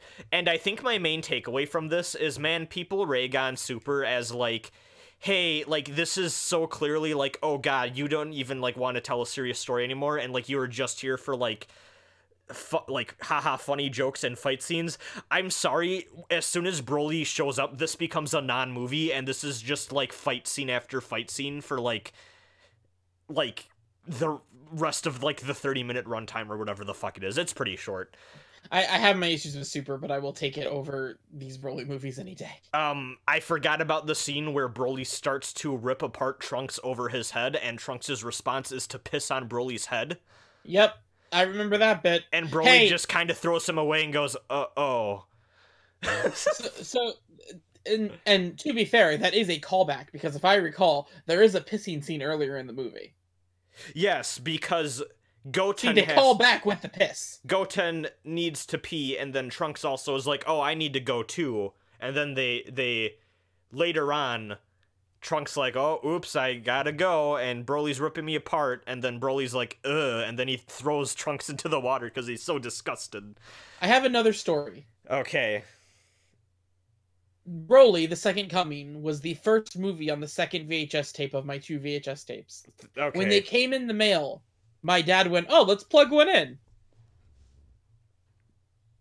So my dad's only exposure to Dragon Ball in his entire life is like the first 10 minutes of that movie in the Malaysian dub, and we turned it off when the pissing scene started. Nice. I remember him being like, "Yeah, it's a little weird, okay," and he handed it to me, and then that's all he's ever seen of Dragon Ball. So that's just put fair. that out there. That's fair. So Continue. So is the action good at least? Like, no, I'd say it's worse. Gohan is flying over the ocean, and then he stops and goes, "Oh shit, I think Videl, Goten, and Trunks are in trouble," and that's his introduction. nice. And then he starts fighting, and he has the genius idea of, I'm going to make lava waves happen because we're flying over a molten crater now, and then I'm going to fly in, and then at last minute duck out, and then Broly's going to get hit by the lava waves. And it's really bad and boring. And then he gets saved by Piccolo, but it's not actually Piccolo, it's Krillin dressed up as Piccolo for some reason that they don't explain. I don't remember that. Yes. It shows Piccolo grabbing Gohan and saving, because after that happens, Gohan's like, "Oh, Broly really did a number on me," and he passes out on a rock, and the lava starts to flood in, and it shows Piccolo saving Gohan, and then when Gohan wakes up, it's actually revealed to be Krillin in Piccolo's clothing, and he's like, "Oh, I thought you're Piccolo," and Krillin's like, "No, but it's weird wearing his stuff, haha." And then he takes it off, and he's just like, it's just Krillin wearing like purple for the rest of the movie. Oh. Oh. Oh no. And then they have a beam battle with Broly where Ghost Goku pops in for a second so that they can finish him off for good. The 3 Kamehameha. Hey, that's referenced in Fighters. Yeah, it is. The father, son Kamehameha. Yeah. Oh, I'm getting a live Discord message from Texas-kun. Oh. He's just asking if I saw this absurd Randy Pitchford shit. Let's not talk about that. But yes. No, Second Coming is terrible. In every way. It is such an inferior movie to the first. Like, in every sense of it. It's so bad. Worse than the first. Yeah. Oof. Because at least all the way through that first movie has a story that is trying to be told. Yeah, it's the a bad second story one gives being up. told badly, but it's a bad story. At least there's one being told. The second one gives up. It just gives up. Yeah. So I will say, as a kid, even with the Malaysian dub, I did consider myself someone that liked the first 2 movies. I don't remember. I know for a fact I liked the first one as a kid. I don't remember my thoughts on the other 2. I probably were like, oh yeah, those were enjoyable because like I was a kid. Yeah. Well, I mean, as a kid, I liked the first 2. So, well, actually, okay. One other thing I do want to say. This is where this is where they flanderize the Broly character to just be screaming Kakarot over and over again. The image that everyone knows. So he has less than 10 lines of dialogue, and it's pretty much just him screaming Kakarot. There is one point where Trunks says something like, "Oh, I'm gonna," like, Trunks says something, and Broly goes, "Not for long," and then he rushes in, and I was like, oh shit, he actually said something else.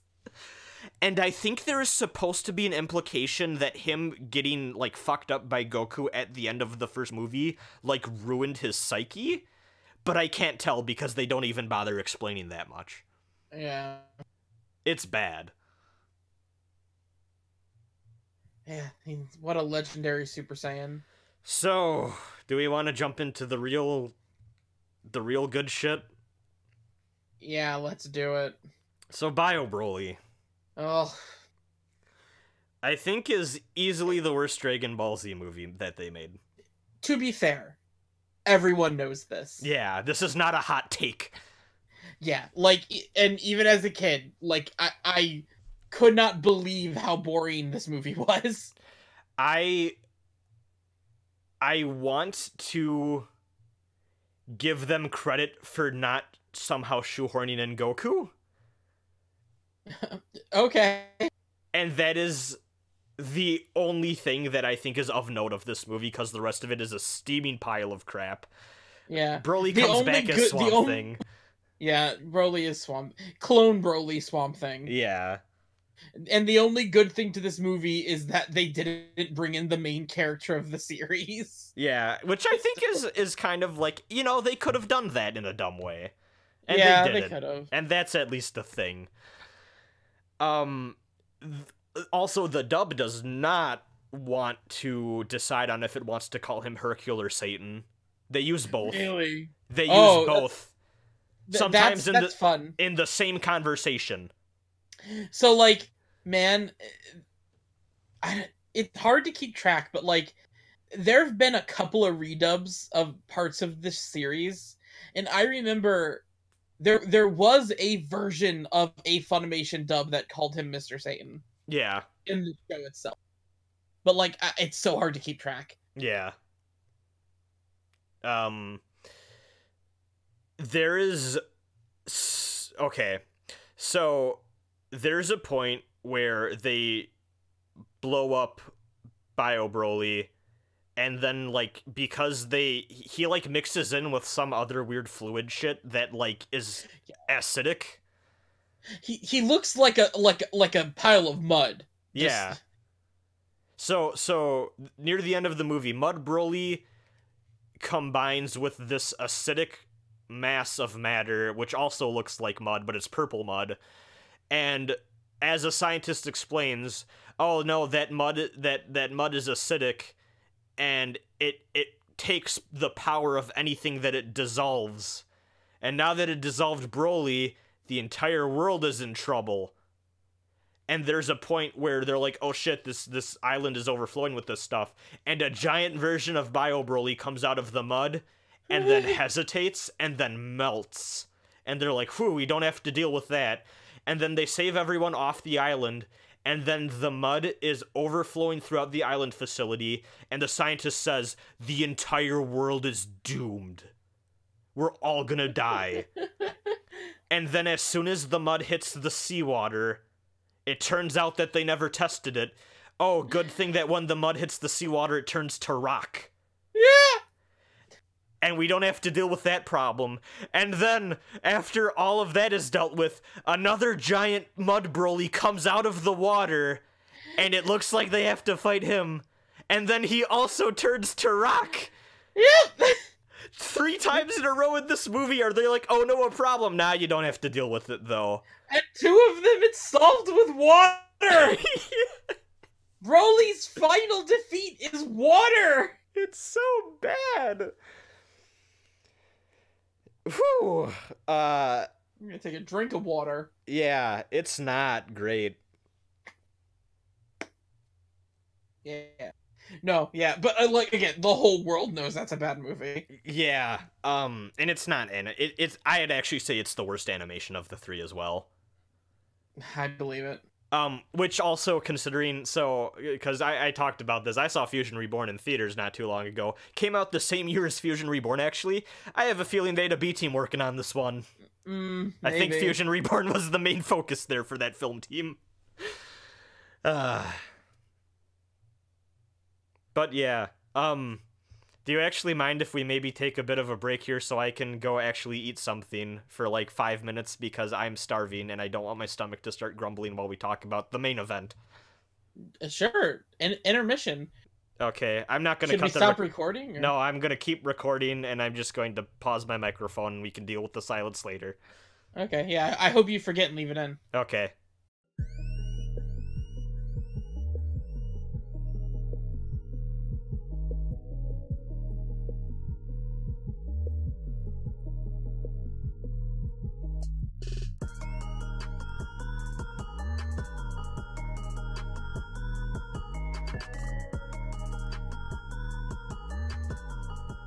So, let's talk about the best Dragon Ball Z movie ever made.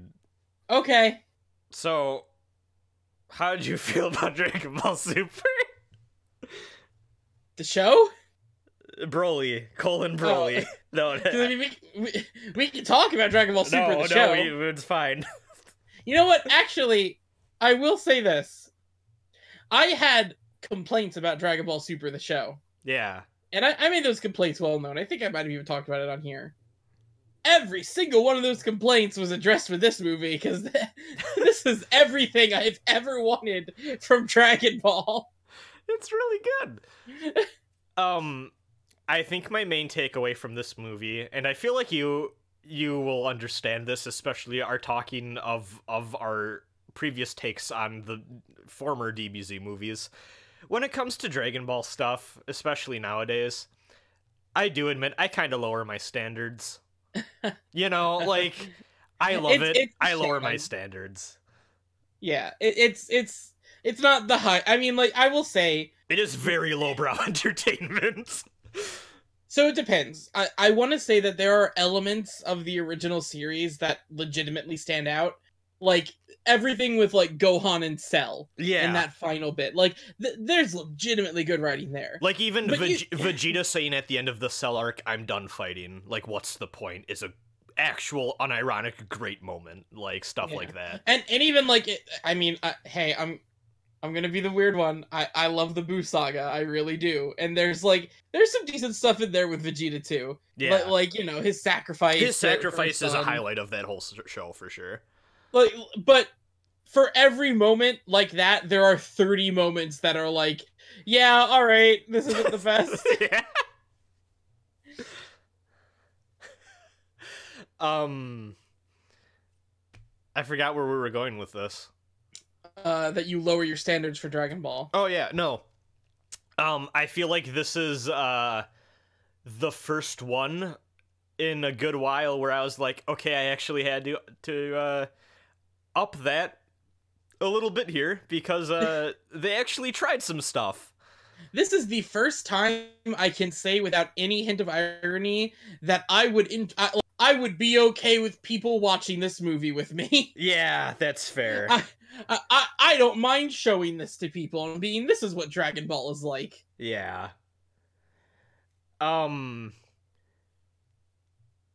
So, is it safe to say this is both their favorite Dragon Ball film?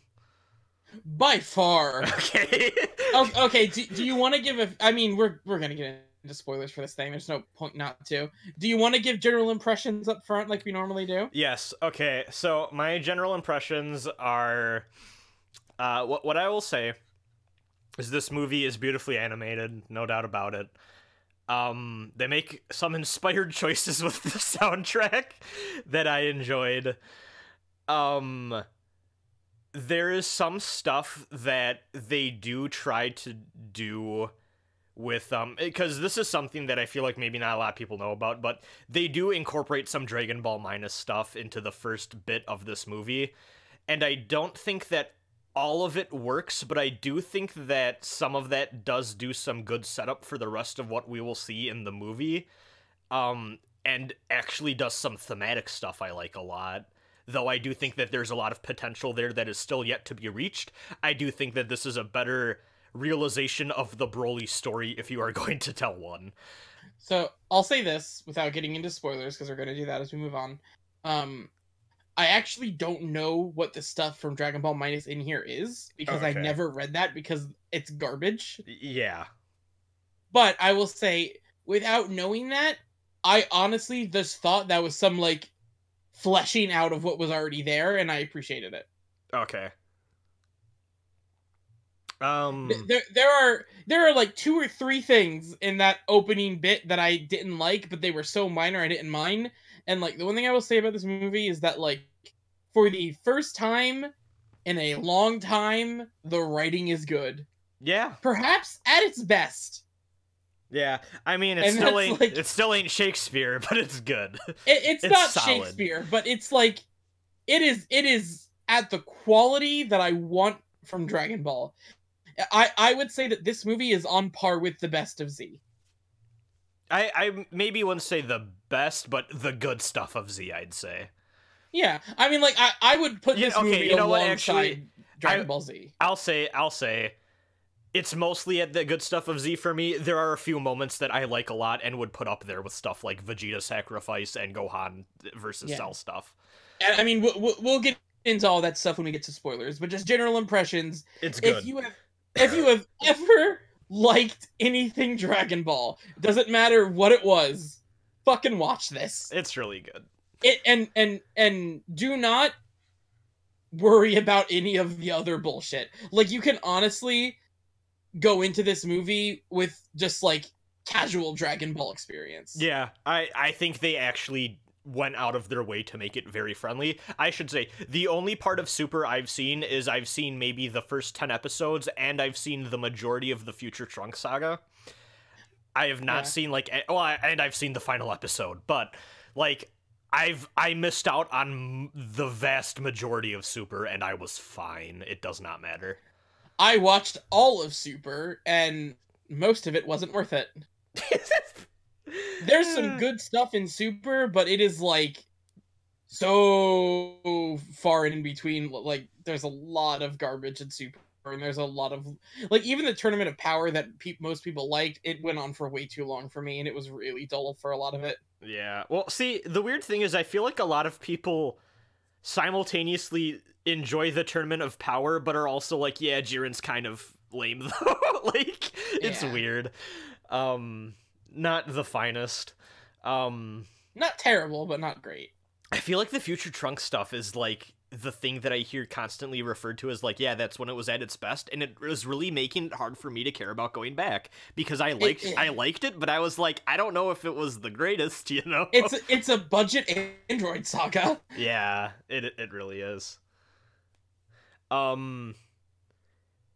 Should we go into spoilers? Let's do it. Let's get right into spoilers. So I wrote a fucking document on my phone with bullet points. Yeah, I mean, yeah. I'm gonna go through these. So my favorite, like, one of my favorite things I enjoyed right off the bat is that the first part of this movie establishes, this is me reading off a bullet point. The first part of this movie establishes the father of every character and how their actions and personalities reflect onto their children in a direct way. You have Vegeta being informed by King Vegeta. You have Goku being informed by Bardock. You have even a little bit of King Cold in there, and, like, setting up how, like, his entitlement will, like, reflect onto Frieza. And, of course, you got Paragus and Broly. So most of the Dragon Ball minus stuff comes from the Bardock stuff. Yeah, but, like, none of that was, like, too out there.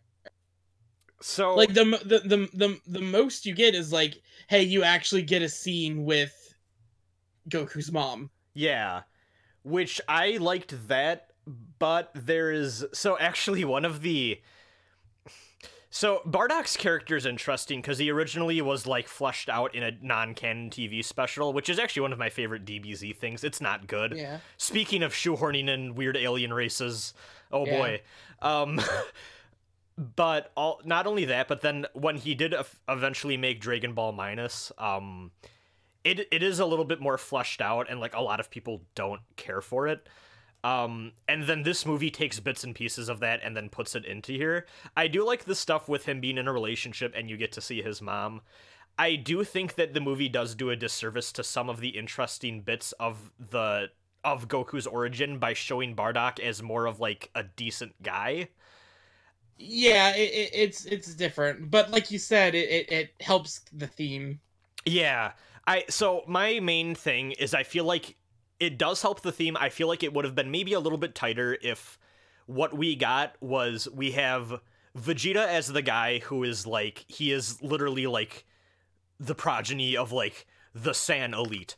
And then we have the outcasts of Paragus and Broly who have been, like, thrown out by the society and rejected by them. And I kind of like the idea of somewhere in there you have Bardock, who is, in most renditions, one of the more... He is a lower-class Saiyan warrior, but he's really fucking good at what he does. And him maybe being too deep into the culture for his own good and figuring I need to make something better for my son. And having his son, like him knowing that his son is destined to greater things than he ever could be capable of. Yeah. And I feel like by making Bardock a little bit closer to Goku, you are robbing a little bit of that from him. Notably, one thing that I do think is interesting is that in Dragon Ball Minus, you do get a scene where, so you know how like Bardock comes back with that one dude on a ship? Yeah. There is a whole scene before that where they just like blow up a planet, pretty much. Like they just kill a whole race of people. That was what was supposed to be before that. And, like Bardock is not a nice dude.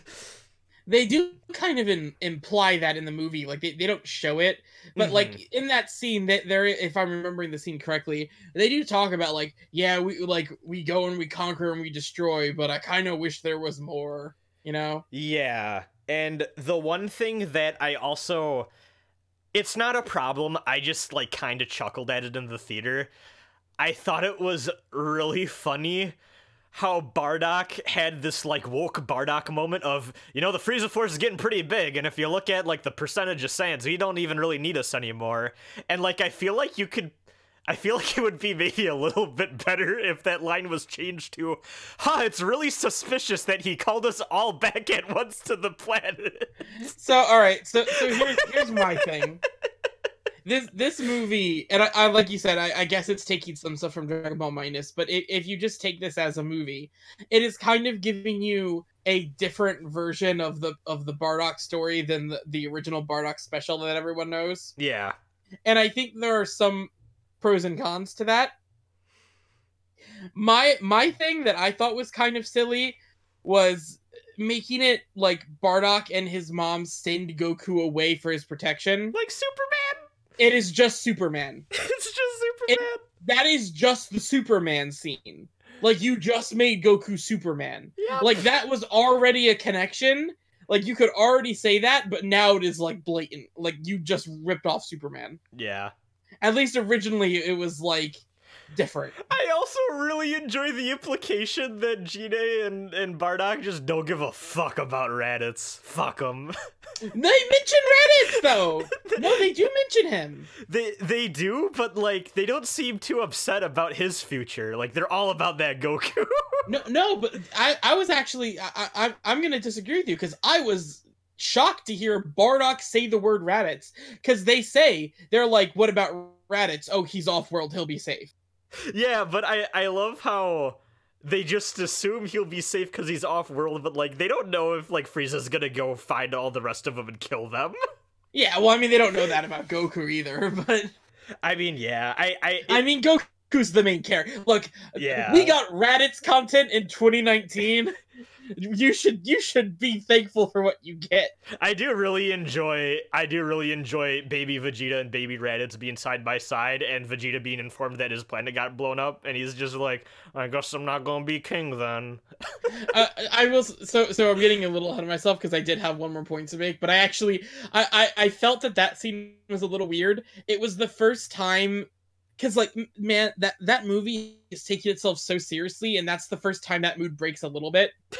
And I feel like it wasn't really the best time for that. Because it's like, oh, it's wacky because, like, Raditz and Vegeta don't really care that much. And it's like, yeah, the tone of that doesn't work. Like, the comedy should have came in when they cut to come present. Back to the present. Yeah. I felt like that scene was a little awkward. But I do want to get one thing out real quick. Yeah. Because in regards to the pros and cons, the Superman thing is a con. I will say, I'm sorry that Bardock special was never the greatest. And the moment of, yes, I see the future, you, my son, will defeat Frieza, is really bad. And I'm glad they took that out. like, I'm sorry, like, even, like, Dragon Ball Kai starts with that, and it's not a good thing. I think I like that moment. I think the setup to it of a weird alien race gives him psychic powers is a bad build-up. See, honestly, you know what my thing is? I think that moment works if it's literally just, like, a near-death experience thing of, like, oh yeah, you just, like, that's just how Dragon Ball universe works, and it's like, oh, he just sees, for no explainable reason, he just sees the bit to the future and he gets the last laugh. I do enjoy that, but, like, I've always felt the build up to that of like you have psychic powers now and can foresee things was bad. I honestly, I think given this, I think it's weird that they even still show Bardock standing up to Frieza, and I feel like that was still just there as like a remnant of what it used to be. That's there because the fans would be upset if it wasn't. Yeah. And it's a cool shot. It is. But all like, cause like, man, also too, like one of my favorite things of that special is just like how fed up Bardock is, and he's like, we killed all of these people and now you're fucking us over, like and like he's not even really that upset about a lot of what like you think a normal human being would be mad about. It's more like, you fucking wasted our like come on, like space pirate reasons, like we had a good thing going and you're like fucking trampling all over us. Like yeah, it's so, oh god, I love that. And here it's just more I mean, honestly, like, you can't get into all of that because, like, there's a whole rest of the movie that isn't about that needs to be around it. They spend a lot more time on the flashback stuff than you would think. Yeah. And, like, I feel like they spent exactly how much they could before it started being like, can we get to the plot? Yeah.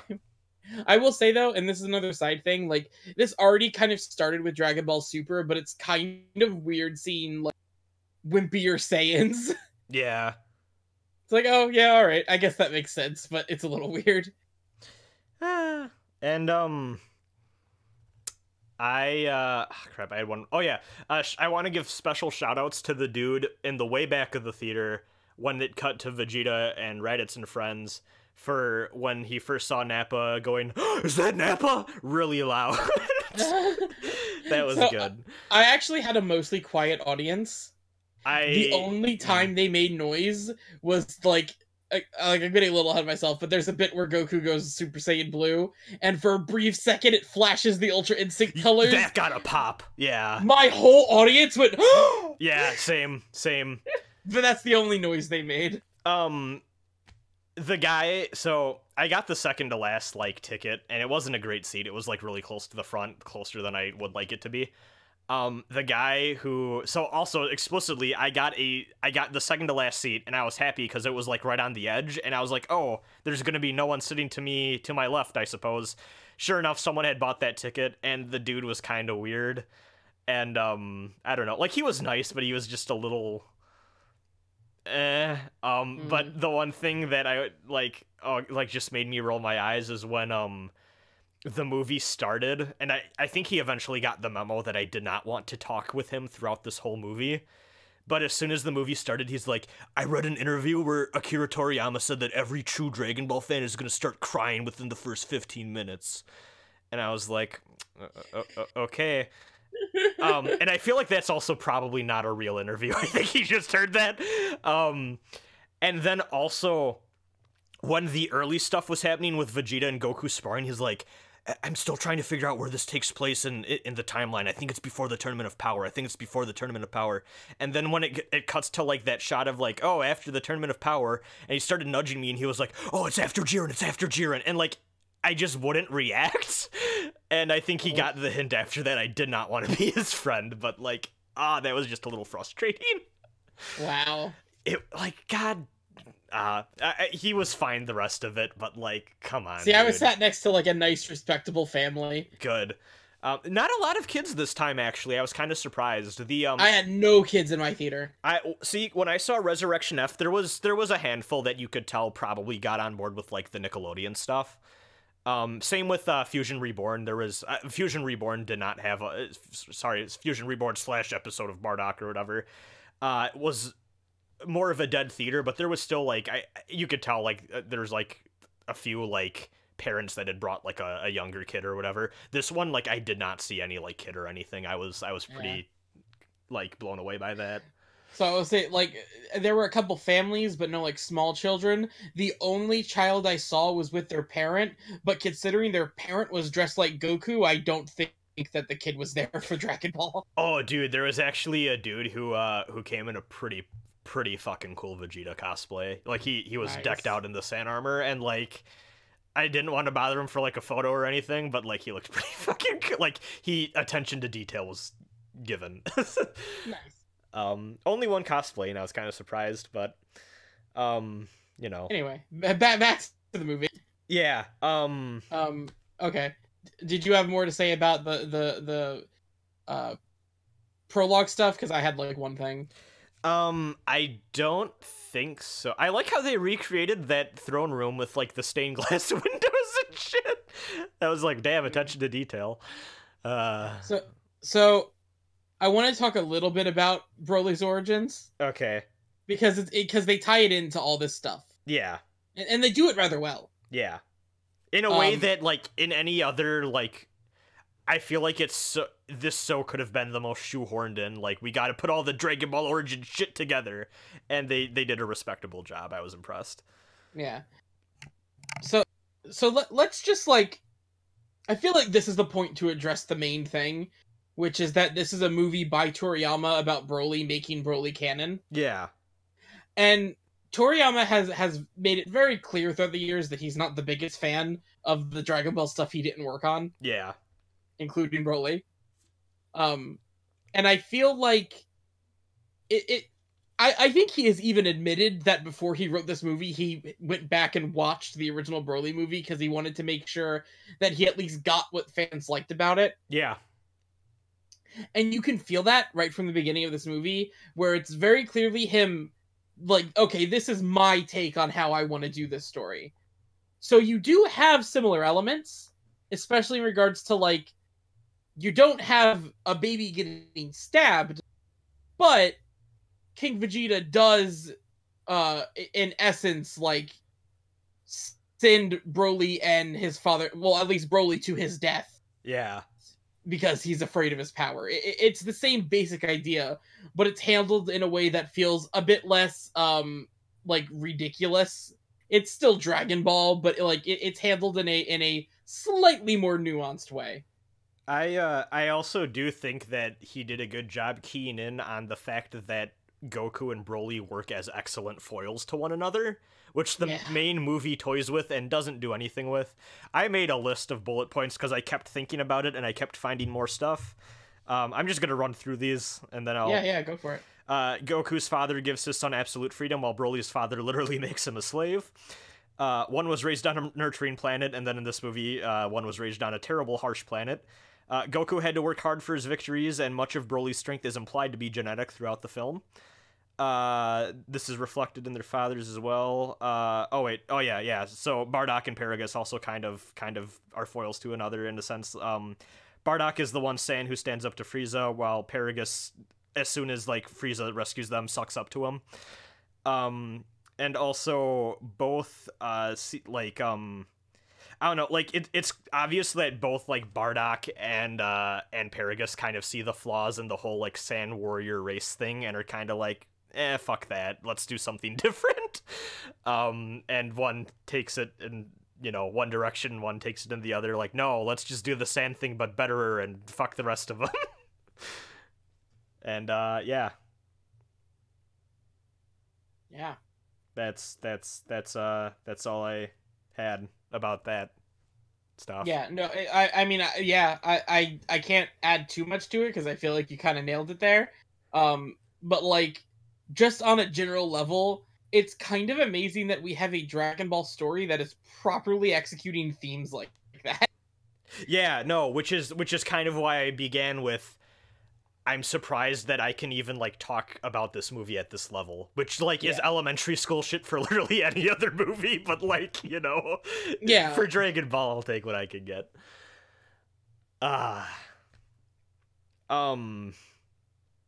Do we want to get more into the present day stuff? Yeah, sure. I really like the two new alien people that befriend Broly. Yeah, what a surprise introduction of like two pretty good characters. It's really fucked up.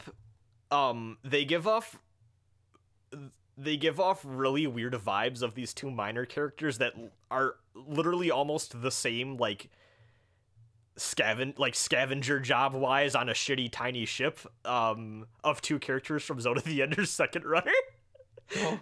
It was really fucking weird, and like, I don't know, but small interjection because I will forget to bring it up. Yeah. And I remembered it specifically with these two characters. I brought up the whole dub thing before because the dub of this movie is real fucking good. I liked it a lot. I'm a little sad that Vic Mignogna was Broly. That's depressing. I mean, fair. But I mean, stop giving him work. He has been Broly from the beginning. That is true. But like in terms of like direction and overall voice acting, like jumping from the first Broly movie to this one, and it's like, yeah, they've improved a lot over the years. Yeah. Fire Vic Coward. Yeah. Oh, You actually, realize that's the other fucking thing. Hold on. When Broly started speaking, that guy leaned over and he's like, That's Edward Elric's voice actor." And I was like, Oof. "Thanks." Oh god, fuck that guy. I like how I was like, "Oh, he was nice. He wasn't too bad." Like the more I'm talking about him, I'm like, See, you said "fuck that guy," and I thought you meant Vic Mignogna, and I was like, "Yeah." Hey, I don't want to dwell on it, but if you don't know, just Google Vic Mignogna. You'll find some shit. He's a creeper. Well, other than that, I actually thought I made the Rasen Ba joke at the beginning. I thought the Ba thing was endearing in like a really goofy way, and I think it is more sincere and works better in the movie than it has any right to. I don't know what you're talking about. You don't remember Ba? Ba? Ba. Ba. Broly's pet, who the ear gets cut off. Oh, okay. That's why I called myself Rasen Ba. Yeah, sorry, I didn't remember its name. Yeah. And then Paragus is like, "No, you can't have a giant sandworm monster pet, you idiot." And then he fucking shoots its ear off. And Broly's natural reaction is, "I'm gonna make a fucking, like, loincloth thing out of this." Yeah, because, by the way, Broly's an actual character in this movie. Yeah. He has emotions and is not the Saiyan sociopath evil man. Yeah. Which actually is great because, and hey, this is another like bit of depth that I can't believe I can talk about in a Dragon Ball movie. They want you thinking that going in. Like, what do you mean? Like, they want you thinking like, "Oh, I know what to expect from Broly's character," and then when they start revealing the more like sympathetic parts of it, and then when it pays off with Goku going, "I fought a lot of people in my day, and I can tell deep down you are not a bad person." Like, yeah, that works so well. It's so really, good. really good. And it's also like, it is a proper, like, no, let's actually look at what it would be like if this character was a thing. Yeah. Like, you know, it's like, you know, that first movie maybe didn't handle what that situation would actually do to a person. Yeah. No, it's very clear that Broly is just sociopath day one. And, like, there's no redeeming qualities. He is just a force of genocide. Yeah. Like, and this movie, and again, like, these are going to be heavy words, and Dragon Ball, like, the movie doesn't go as far as it could have with this, but Broly is a victim of abuse in this movie. Oh, for sure, yeah. And he is recluded because of, like, he is emotionally, like, stunted because of that. And, like, also, too, I think it's very interesting how the rest of the three characters who are reflected with, like, the whole father figure thing in the beginning, of the four of them, Broly is the only one who has, like, a father left that, like, kept up with him. And, like, I think that there's stuff there about, like, he never escaped, like, his father's influence because, like, they were stranded on that planet and, like, he had so much control over him with, like, the device and all that, and, like, they play that for drama in a really cool way. I'll say in this moment, too, that, this version of Broly, I can actually see some fans not liking. Because if you were a fan of the original Broly, this character is a subversion of that in a way that, like, I could see some of the more immature Dragon Ball fans be like, "Oh man, they fucking ruined him." I feel like I've already seen those takes, honestly, and that doesn't surprise me, but it's... Those are people that, like, hey, I'm sorry you feel that way, but, like, you liked a bad character. I really do like how they flip the script to, where that very first movie like sets it up as like this is a father that is doing what he can to like tame and control this wild beast of a son that could destroy the universe, to this is a father who is very clearly doing what he can to manipulate a son that is better than him in every way, that has a lot of destructive potential. Like, they really flipped the script on that in a way that I think really works well for Broly's character. Yeah, for sure. Sorry for the garage noises. It wouldn't be a WAFP without it. Yeah, no, it wouldn't. Man, I don't even like know where we should, because there's a lot to talk about, but I don't know where we should go and how we should approach it. I will say one thing. So I feel like, actually, ironically, because obviously one of the main things we talked about with that first movie is, hey, I feel like that first movie does Vegeta dirty a little bit. I do think that I could have gone for maybe a little bit more of a runtime to maybe do some work in making Vegeta more of a presence / character in this, in regards to how he, like, his, I don't know, because I feel like Paragus and Vegeta, there's obviously stuff going on there, but I feel like between Vegeta and Broly himself, more stuff could have been done that could have been a little interesting. It does kind of feel like Vegeta is only there to have a fight scene that is kind of a build-up before we get to the Broly versus Goku stuff, and then also there to form Gogeta in the end. Yeah, I'll say too, honestly, I could have used with a bit more, because...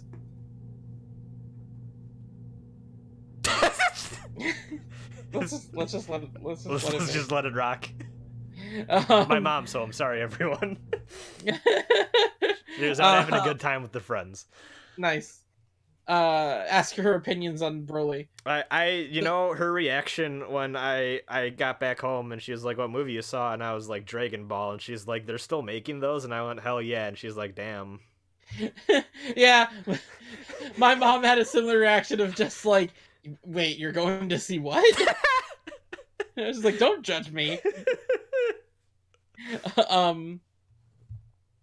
But where was I? Oh yeah, I could have done with a little bit more story just happening before the fighting began. I mean, there's a lot of story before the fighting begins. They pace that really well. What I mean is, like, Broly shows up and then the fighting starts. I could have used a little bit more dialogue between like Vegeta and Goku and those characters before the fighting. Yeah, and I feel like they're relying a lot of like the Frieza ship stuff to do that work too. And it does for the most part. It does. I am a big fan of the fact that this iteration of Broly respects women. Yes. that made me hoot and holler. But yeah, maybe more could have been done with that before the fighting began in the Antarctica there. Oh, also, that's one thing I do want to say too. I do really appreciate the fact that, like, the polar cap setting of this movie is just something we don't get a lot of in Dragon Ball. And I guess that is kind of a callback to the first film, because it's that first movie has them fighting in like icy mountains, I think, now that I think about it. But it's just a setting we don't get a lot. Yeah, and you know, it's funny too because it's such an iconic part of the like opening credits of Dragon Ball Z. Yeah. Like, that ice breaking is like such an iconic shot that when you see it, you think Dragon Ball, but the actual show doesn't take place there much. No. So I will say, in regards to like the Frieza ship stuff, I enjoyed the cast there a lot. In regards to Broly respecting women, you did remind me that there is a line that, like, I rolled my eyes a little bit at. It's like, it's fine, but the of the two, of like Broly's two alien friends, the one has a line of like, man, Frieza must be desperate if he's using women and old men. It's like, all right. I guess, sure, if we have to. Which, now that I think about it, the whole Frieza Force we've seen up to this point has just been dudes, huh? Yeah, I guess. Maybe Frieza's just that guy. Yeah. Oh, I do. How did you feel about the Bulma Frieza joke about wanting the Dragon Balls? It was really funny! It was good. Okay, so I'm gonna say, I do not like Dragon Ball comedy. I never have. It's not it's not funny. And honestly, that's part of why, like, I find it a little bit harder to go back to early Dragon Ball, and I really bounced off a lot of early Super. I don't find a lot of that comedy funny. This is the first Dragon Ball thing that I think has actually made me laugh out loud. Because there was a couple of funny jokes in here. I feel weird about Frieza killing Paragus to activate Legendary Super Saiyan Broly mode, but I won't lie, I laughed. I was gonna get to that later. Yeah. Because it's kind of weird. It's really weird because the rest of the plot, like that is such a weird joke to make a cool fight scene happen, but like it's such a disservice to the plot too. So it is in a way, but I want to point out what it represents in a way, because Broly never has a moment where he kind of fights back against his father. Yeah. And even like when he's talking to his friends and they're saying like, man, like that guy's abusing you, Broly's like he does the classic abuse victim thing of don't talk bad about him, you don't understand. Yeah. And I was like, oh shit, they're going somewhere with that, they're gonna build that up. And then like the scene everyone was expecting, I almost feel like Frieza killing Paragus was like just Toriyama going, you thought you knew it was gonna happen, but we didn't do the thing. And it's like, but Broly never, alright. Okay. It's a little weird, and I like at that point it's fine because like they're doing something else with the Broly character than you expected anyway, which we'll get into, but like I don't know. Yeah, it's something. I can't think of anything else I really want to talk about. Well, I guess Gogeta's cool. I'm happy Gogeta's canon. I do have... Okay, so in regards to... Like, okay. This entire movie is Toriyama going, alright, I understand that you guys really like these things. I'll bring it in. Yeah. It is Toriyama going, okay, I'm gonna give you Broly and I'm gonna give you Gogeta. Just please don't ask me to make Super Saiyan 4, you know? Like... Yeah, and like... See, man, this whole movie, I at least wanted...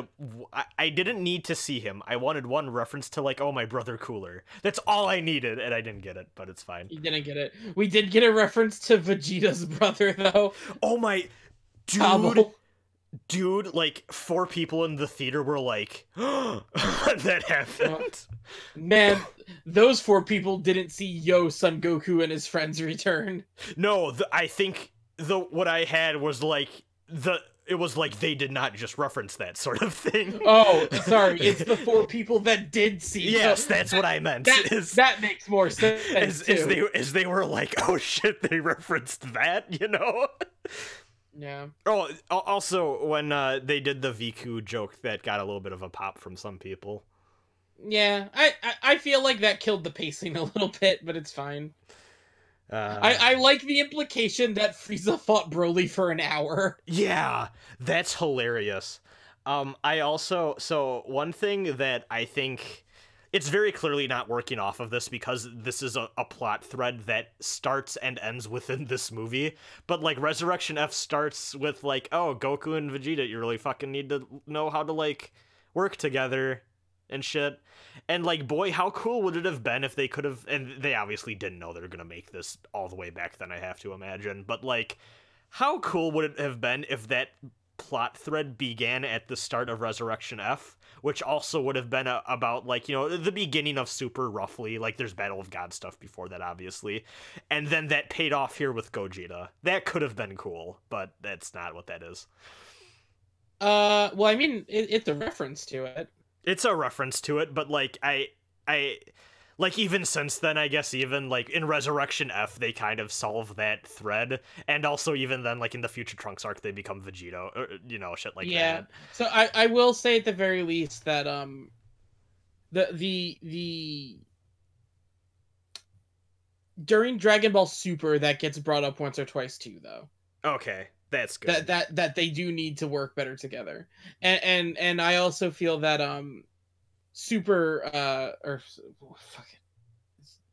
Ultra Instinct. Yeah. Ultra Instinct is also playing off of, like, when we told Goku that he needed to, like, rely more on his reflexes and stuff. Okay. Like I do think those are things that are meant to be building up throughout the series. Okay, okay. Um, hmm. I did have one thing to talk about in regards to Broly again. Yeah. Which I kind of mentioned before and said I would get to. So the point of Broly is that he's like, and when I say point of Broly, I mean like the old Broly too. He's like super enraged, uncontrollable beast, and that never really made all that much sense to me. They say like, oh no, that's just the way he is, and like you said that they tried to maybe imply in the second Broly movie that it was because of the fight with Goku, and then you also have like, no, he's the legendary Super Saiyan, whatever that means. Yeah. This movie in a single line gives it so much more like, oh, okay, where it's just like, oh no, he's basically entered the Great Ape form without transforming. Yeah. It's like, oh no, that makes sense. Like Broly needs to be able to fight Goku. He needs to be able to not be talked down, and he still needs to be a good character. That's something that all Saiyans have done. Yeah. So it makes sense, of course. That makes so much more sense in this movie. I also do kind of like how they're playing off that beast thing too, where like they do a good job of establishing too. Like Frieza and Paragus have that conversation when the fight starts in the ice cap in Ice World, where fucking Frieza says like, did you train him to fight? And he's like, well, the only other person he ever had the chance to fight was like when me and him sparred. Like this is just natural instinct for him. And Yeah. like they established that as like, no, he's just like this. it's good. And even I think Vegeta says something like he's learning how to deal with us, Yes. like with each punch, which is interesting. Hey, it's almost like he's a better take on like the idea of someone who's just naturally strong, like they wanted to do with Jiren. Yeah, But like this is such a good character in this movie. it is really good. Yeah. Oh, one thing. So just because like the original like real ass trailer we got for this movie that wasn't just like, because we got that first teaser of like Goku doing the I'm about to kick some ass pose, and then it just said Dragon Ball Super movie. This was before we even knew that it was Broly. Yeah. And then after they revealed it was Broly and they had like the first real ass like trailer for it, they made a point of being like Broly versus Goku, Broly versus Vegeta, Broly versus Frieza.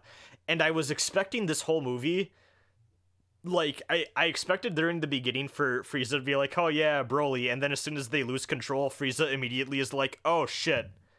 Okay, I'm gonna team up with y'all so that we can take this guy down. And Frieza's just straight up against them for most of the movie, and the only reason that he really fights Broly is because Broly has lost it at that point, and he's the only person left around. Yeah. Okay, so Which is good. I forget where we've said it, but I know we have said it on a recorded thing before, where we were like, if Frieza teams up with Goku in this movie, then Frieza is just Vegeta now. Yeah. And I feel like they did not go there. I feel like they avoided that pitfall. They reined him in, and it is very clear that he is going to stay in that antagonist zone. Yeah. Of like, he is obviously not ever going to be a main big primary threat, but he will always, I feel like he's I gonna don't know about that.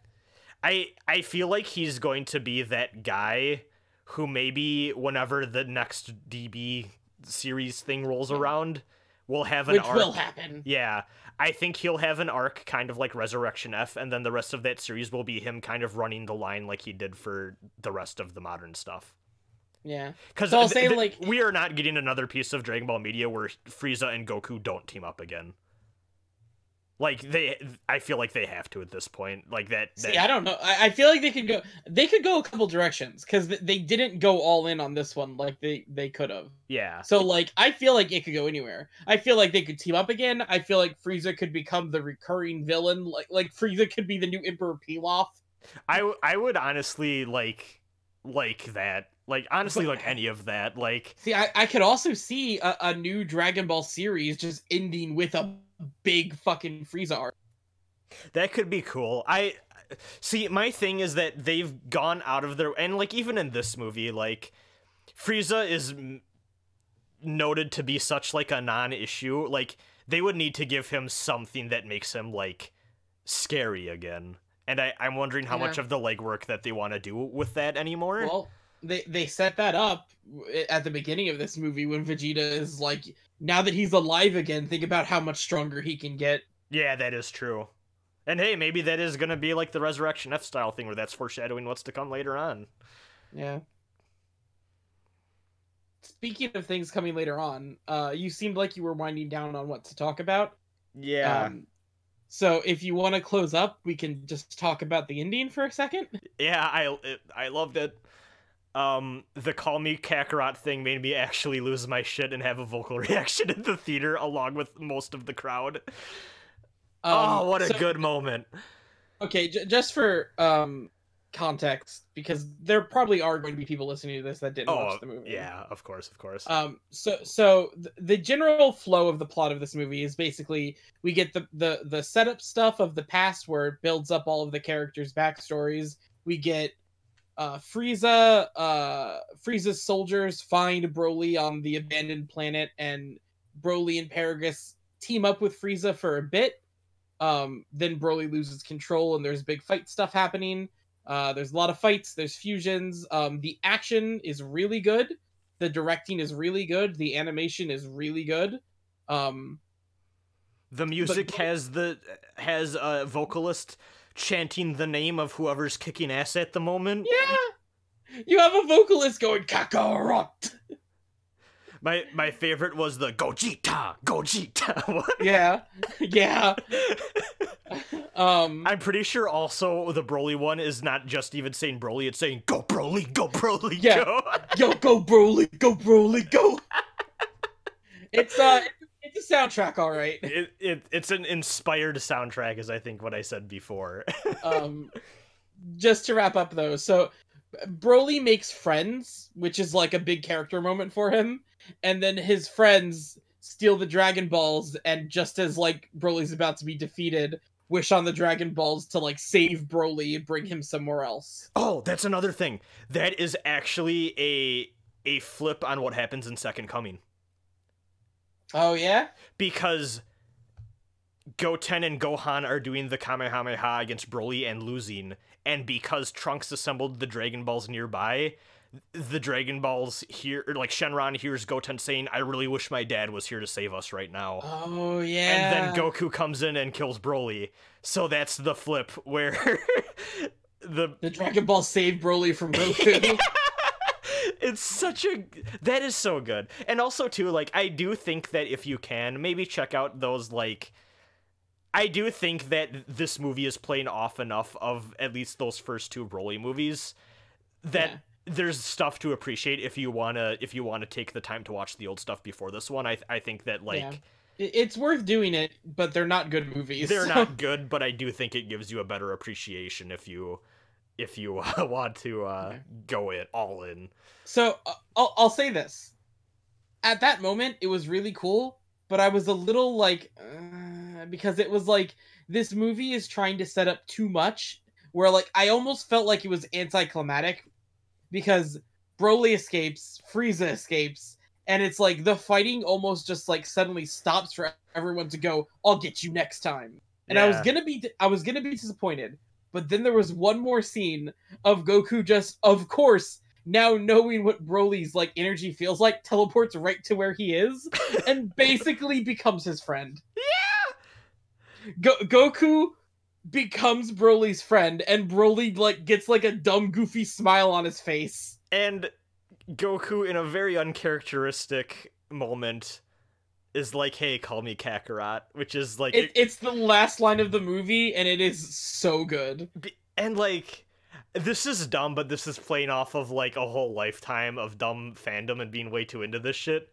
Like, only Vegeta's ever fucking really called him that, like, long term, and like you can tell that Goku doesn't even really care for that. But like, this weird reversal of like, I guess all my Saiyan friends are just gonna call me Kakarot. I love it so much. So there's a lot that plays into that. It's like, one, it is Goku embracing his Saiyan heritage more. Yeah. It's bringing Broly to the same level of friendship he has with Vegeta. And it is also fan service to the fans of the original Broly character because all he said was Kakarot. And also, they foreshadow it because do you remember one of the first few things that Goku says to Broly is only my friends are allowed to call me Kakarot. You can call me Goku. Yeah, you're right. Like, it's so good. This movie is so good. Like, how is their writing this strong in a Dragon Ball movie? Yeah, and I hope that Dragon Ball Ultra, or whatever the fuck they call it. Please be good. Please be more of this. Like, this is the tone and quality I want. But where like, Broly's gonna be a recurring person, right? Oh yeah, absolutely. He has to be. Broly is a new main character. I don't care. And it fucks me up because I'm actually really happy about that, and I can't believe I'm saying that about Broly. Because this Broly is a good character, and I am really interested in seeing how he plays off of the rest of the cast. And I'm really fucking excited for those two alien friends, like that girl and that old man, to be hiding behind a rock making jokes with Oolong and Poir. Please bring that back. Bring that back, please. I want that. Also, if Broly is around as a main character, there will be moments where he loses control and Goku has to fight him. Yeah, for sure. Oh, that could be a whole, like, fight, or, like, an arc where, like, oh, someone messed with Broly, and now you gotta stop him. Or not even, like, an arc. I just imagine, like, an arc is happening, and then one of Broly's friends gets hurt, and Broly loses it, and Goku has to rein him in. So, what's fucking me up now, too, though, Zach, is now that we have Gogeta and Broly, we have reached this point in official Dragon Ball canon where we have hit the peaks of, like, the stereotypical cool shit trademark that, like, fans expected and got from, like, the old movies and shit. And also, like, we're still working with stuff like Ultra Instinct and, like, multiversal shit and all that. Like, they're gonna have to raise the bar in weird ways from now on, and, like, are we gonna get the Broly-Goku fusion of, like, Goalie at some point now? Oh god, maybe. Like, so where do they go from here? I don't know if the power levels will ever be sync enough for that. So here's my feeling on in terms of raising the bar. I feel like Dragon Ball Super did it poorly. Where for the first half the bar was not raised enough, where it's just like, okay, it doesn't feel like there's any stakes in any of this, and then just suddenly, without any explanation, like Krillin was able to fight, like Krillin and Roshi could fight alongside Goku, and there were opponents so powerful it was ridiculous. It's like, oh, you raised the bar too high. I feel like this is the perfect height of bar. Yeah. So like, yeah, okay. Also, Broly is green, and that's great. Oh yeah, it looks wonderful. Yeah, like, honestly, like, even I could, like, with, like, the Zamasu shit, and it's like, oh yeah, it's Vegito Blue, and it's like, oh okay. Yeah. You know, like, but yeah, I don't know where, I'm cautiously optimistic to see where they go from here, though, which I was not I was expecting to enjoy this movie for the animation alone, not gonna lie, and I was shocked how much I appreciated it for its actual storytelling. While, again, it's not the greatest thing in the world, but it's good. It's shonen. It's good compared to everything we've had so far. It's definitely the best thing to come to Dragon Ball since its revival. Like, agreed. Yeah, that was, and also I'm happy we got to see Super Saiyan God Vegeta, which, like, I know was, like, a dumb thing to care about, but, like, Vegeta with red hair. So I'll say this. Okay, minor complaint in regards to that. One of the things I really like about how they've handled this, you saw it in the Tournament of Power and you see it in this movie, but I like that form for Goku fights differently. Oh, yeah. Like, when Goku goes from Super Saiyan to Super Saiyan God, his entire posture changes and the way he fights changes, and that's really cool. And they actually do really cool stuff in the Tournament of Power where he's constantly switching between Super Saiyan God, and Super Saiyan Blue, and they all feel different, and that's really neat. I was a little disappointed that Vegeta didn't have that. It was just still the same way of fighting for Vegeta. Yeah. But it looked cool, so it's fine. Yeah. That's Dragon Ball. Good-ass movie. Chala, head chala. So how fucked up, I don't know if you saw this, How much does it fuck you up knowing that in Japan, specifically just Japan, this movie slightly underperformed compared to Resurrection F? That's really disappointing. Internationally, it's an incredible hit, and I actually think, like, I think there was a quote going around by, like, one of the, like, it could have been one of the Fathom people who, like, you know, they do a lot of the works with getting showings for this shit for us nerds, like, someone important had a quote that was like, oh, maybe this anime thing is more viable for theaters than we thought, which is like, yes, please, you know? So I will say it does make sense, though, because, like, if you were to ask me, do you think Japan or America likes Frieza or Broly more? Yeah. Japan definitely Frieza, and Broly's more of an America thing for sure. Oh, definitely. And also, I do know for a fact that in Japan, those movies are not as popular across the board as in the Western markets. So yeah. Yeah. We can move on to emails now. Yeah. I don't got anything else to say. Lucy asks, what games do y'all play to relax? Honestly, it changes. It does for me too. Downwell has been, since Downwell came out, it's been a game that I can lose an hour to if I just want to calm down, listen to like ASMR or a podcast or something. I'll just throw on Downwell at whatever. I've bought every version of Downwell I could buy because I want it on everything I own. I love it so much. So yeah, I'll say Downwell is a good one for me. Other than that, I can't think of anything like really off the bat right now. Monster Hunter World was actually that for me for a bit. Like I wouldn't do like the harder fights that I was up against, but like if it's like, oh, I want to mess around with like grinding for this like weapon or weird side armor that I don't really need, but I kind of want to play around with, you know, I'd lose an hour or two to Monster Hunter World as well. But yeah, I want to say like what kind of relaxing I want to do changes that too. Like I'm assuming they mean more of like a physical, just wind down kind of game. Yeah. I want to say as this is gonna sound so fucking stupid, but honestly, Souls, like Dark Souls and Bloodborne, those games have a certain rhythm to it that once you're familiar with the series, is kind of easy to just like flow with and wind down. Yeah. For the same reason, also like sometimes rhythm games on like not hardcore settings, like rhythm games on normal settings. Back in the day, the Dynasty Warriors series was also that for me, but I've kind of fallen off a little bit on that.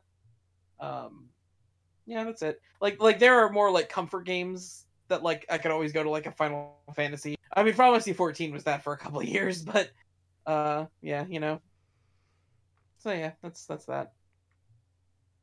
Thank you, Lucy. Oh, this is important. So Gonzalo's email has the subject "So Broly, huh?" Which reminds me. So, going to this movie theater, I had a thought in my head, and I was like, huh, I wonder if a thing's gonna happen. Yeah? So I went to the ticket machine, and got my ticket. It was Dragon Ball Super Broly. Then I went on over, and some random person who I don't know ripped my ticket, and I was like, yeah. Then I went into the theater, and I saw Broly.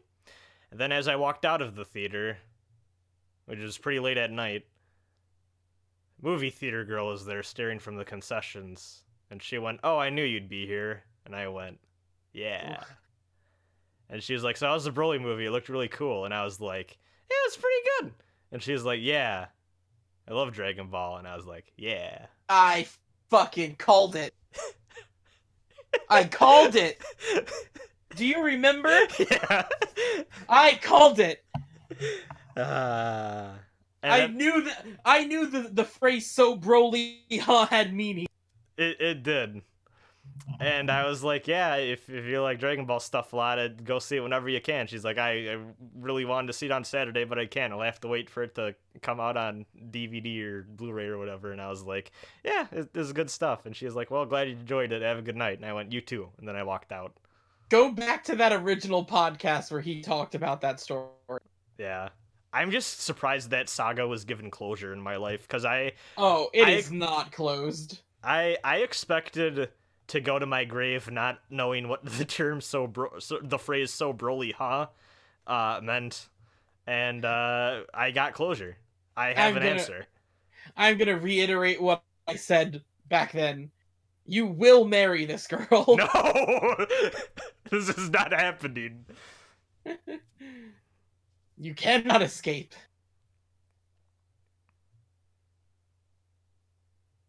Oh, fuck. Oh, wait, no. Hold on. Actually, there is a very important addendum to the story. I almost forgot. So, in the middle of our small talk, actually, too, she also referenced to her other movie staff person, like, oh, this is the guy that made us have to check the tickets. Oh! Because apparently because remember how I told that story and, like, there was a bunch of the duplicates that got made? Yeah. So I was like, what do you want?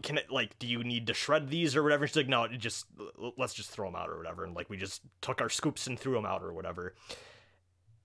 Apparently, after I went back in to see whatever, I think it was Ant-Man and the Wasp I was seeing that time. Apparently, after I went in to go see that movie, she talked about it with her manager, and her manager went, no, that's super not okay. We need to, like, what ticket was that? We need to, like, have that as a reference and, like, make sure that nobody, like, took any of those. So I created a whole hubbub for my movie theater staff. Excellent. I can't believe I almost left that out because I felt really bad about that. You're the guy that loves movie theaters. See, I think we've grown past the point where that's even a memory, and I'm just, once again, that guy that she sees a lot at the movie theater because I go too much. Yeah, you're the Broly guy. Yeah. What's up on Broly? It was fine. Anyway, get to the email. Yeah. I'm just saying, she saw me going to Spider-Verse with another, like, human being, so she knows I'm not some, like, weirdo. Sure. Hello, Rasen and Zach. Hope you're doing well. I have one simple question that will probably be answered in the podcast, but anyways. Vegito or Gogeta? Who do you prefer? Sorry, it's gotta come back to Vegeta. Or Vegito. I like Vegito. Sorry, Vegerot. Oh, fuck off. I enjoy Vegito's tood more than Gogeta's, like, omnipotent presence. Gogeta... Okay, for one, I don't think the design is as good. The face is fine, the outfit's dumb. I dig the vest. It's a little goofy for me. He honestly, he feels like an adult Gotenks. Does that make sense at all? Like design-wise? Yeah. Well, I mean, yeah, but I feel like that makes sense considering it's their dads. Yeah, but like that, Gotenks came first. Like, it's not interesting to me. Okay. But also, like, yeah, there's not as much personality to him. No, he is literally Superman. But also, I feel like he had more personality here than in previous incarnations. Oh, this is the most we've seen of him. For one thing. Don't forget, he's in Dragon Ball GT as well. Okay, he's in GT, but also, I feel like they just ripped off Vegito's personality for his betrayal and go, like, in that. Sure.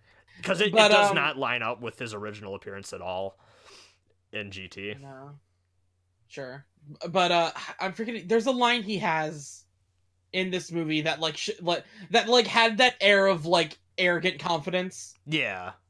And it's like, okay, that's still there, because that's, like, very iconic to fused Saiyans, where it's like their ego gets off the charts. Mm-hmm. But I will say I liked the way Vegito did it more, and also like the Vegito Super Buu fight is one of my favorite fights in the whole series. It's a good fight. Like that's really iconic for me. Like Vegito simultaneously has more of like a playfulness and like a weird almost like sadism. Yeah, which plays off of Buu really well. Yeah, and Gogeta is straight up just like confident for good reason, like almost like arbiter of like justice type, like we're here to kick ass sort of deal. Yeah. Like there's more of a seriousness there. But yeah, I find Vegito more interesting. And also, just in case you guys didn't know, in the English translation of the manga, they do call him Vegerat. Because it's Vegeta and Kakarot. Yeah. Which actually makes more sense, because Goku does not end with an O. Well, no, but Kakarot does. Kakaroto in Japan. Yeah, so Vegito is because it's pronounced Kakaroto. But not in English. But not in the English anime. But the English manga tried to correct it and call him Vegerat. But that sounds dumb. So just call him Vegito. It's fine. Vegerat, the rot of all vegetables. Yeah. Kakajita doesn't sound good either, so... Oh god, what did, I forget, but it was funny what Gogeta originally tried to call himself. I can't remember. It was good, though. Oh, but that was the line I liked, too, where he's like, no, I need a name. Yeah. That was really good. I think it was, like, Gokuja? Yeah. Yeah. It was something like that. It was good. Anyways, that's all. Can't wait for the Broly cast. Goodbye. Thank you, Gonzalo. Bye. This one's from Laura. Hi, Zach and Rasen. I hope you guys are having a good evening, and I hope I'm not sending this in too late. I don't have a super engaging question this time, but what's a better dinner, ramen or sushi? I'm gonna go with ramen. Oof. Sushi I need to be in the mood for. So, I will say, what I like better is sushi. I think sushi is better, but also, like, ramen is probably more substantial as a meal. Yeah, like, I don't really feel, like, I can't do sushi as a meal, I feel. I know, like, sushi as a meal is super common. It is. Especially in Japan. But for me, it's like, I like sushi as a side. Same. But, like, hey... Sushi is kind of way too expensive to be a side, so it's an eternal dilemma of should I spend this much money on a side dish or not? Well, the answer is that. Thanks, Laura. Yeah, I like sushi more, but ramen's a better dinner. I agree with that.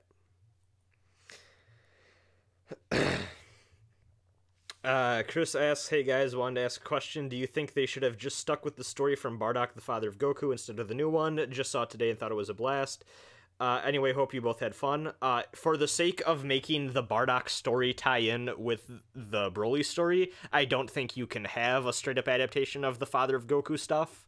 I just don't think that works enough to tie in. So I take umbrage with some of the ways they went with adapting the Dragon Ball Minus stuff, or like even going with it at all.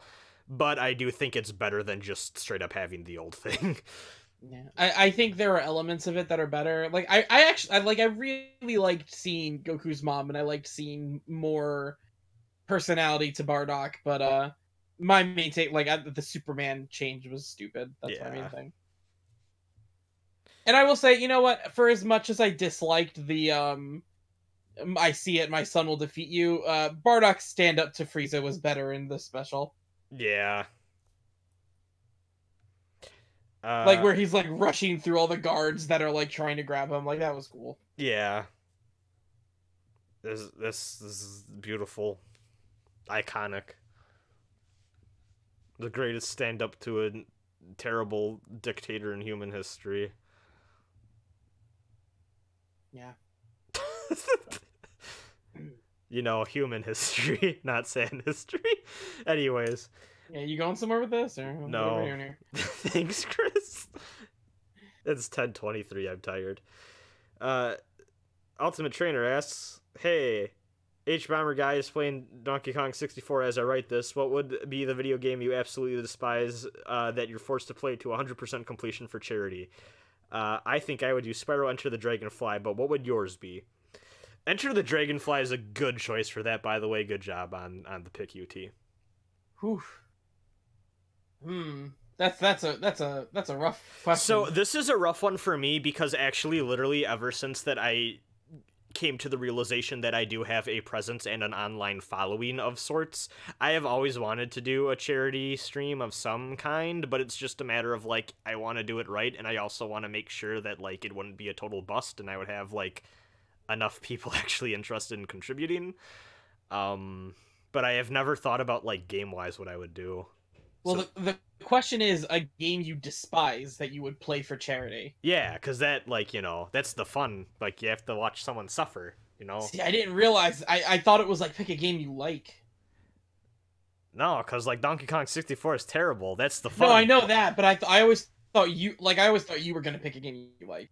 I mean, I kind of just left it up in the air. I never thought of Okay. it too hard, to be honest with you. So I feel like I could come up with a better answer to this if I spent time on it, because we actually talked about H Bomber Guy's thing earlier, so this works. But like, he had a whole video about speedruns that he did to lead up to this, and one of his anecdotes in it is that like he never beat Donkey Kong 64 as a kid, so he felt that it defeated him. Yeah, that's right. I forgot I about know that bit. that I could find a game like that for me. I know that I could, but I would need time to remember it, you know? Croc. But like off the top of my head, I want to say that like the two that come to mind, one of them very obvious, very clear, is a game that I never finished and hurt me a lot, but it is also well treaded ground, which is Sonic 06. Yeah. That's well treaded ground though. The other one, a game I did beat, but I hate a lot, is Oddworld Munch's Odyssey. Those are the two that come to mind, but like I said, I feel like I could think of a better one that better fits the situation. I'm having trouble thinking of one. Because I feel like, honestly, Croc would have been that for me. No, because we thought we liked Croc. Yeah, that's true, actually, that's true. No, yeah, I'm retconning my opinion of Croc from my childhood, hold on. Yeah, it wouldn't have been Croc. I can't say Legend of Dragoon either, because I like that game! You know what, I don't know how long it would be to even be worth it, but I could say New Gundam Breaker is such a piece of shit that I could see me doing that for charity, but, like, that game is also... I feel like that would also be a game that is just too repetitive. Like, Yeah. in a bad way that could not hold anyone's interest. So I wouldn't want to do it for the performance aspect of it. God,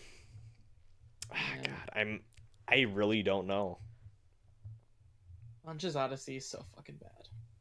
There's a lot of bad video games out there. But like, so Munch's Odyssey has the same thing that Donkey Kong 64 has, where it's like you had some really good 2D games, and then this was your attempt to go into 3D. Oh. And like, Munch's Odyssey controls so fucking bad.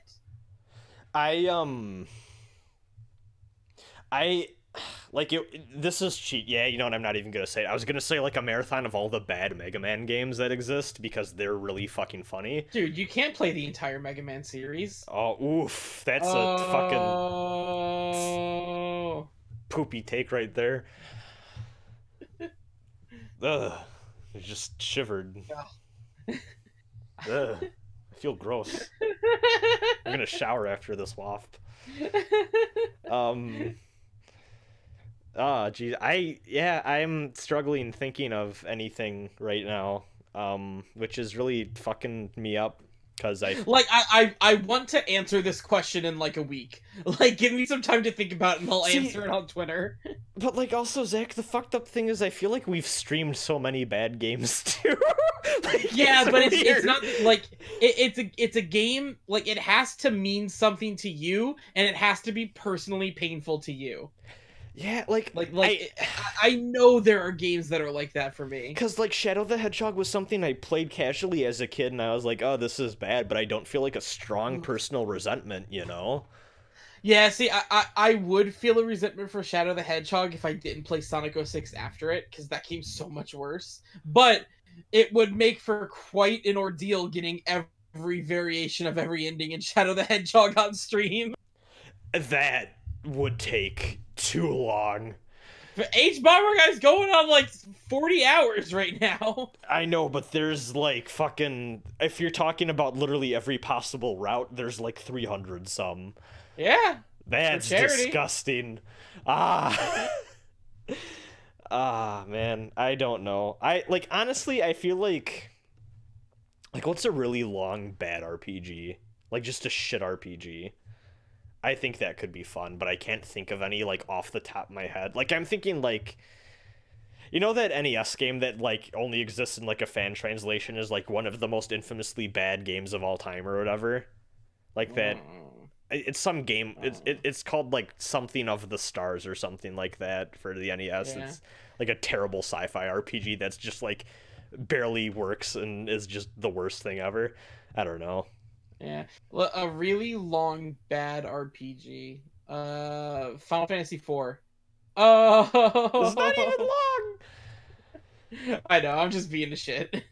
Oh man, yeah, I don't know.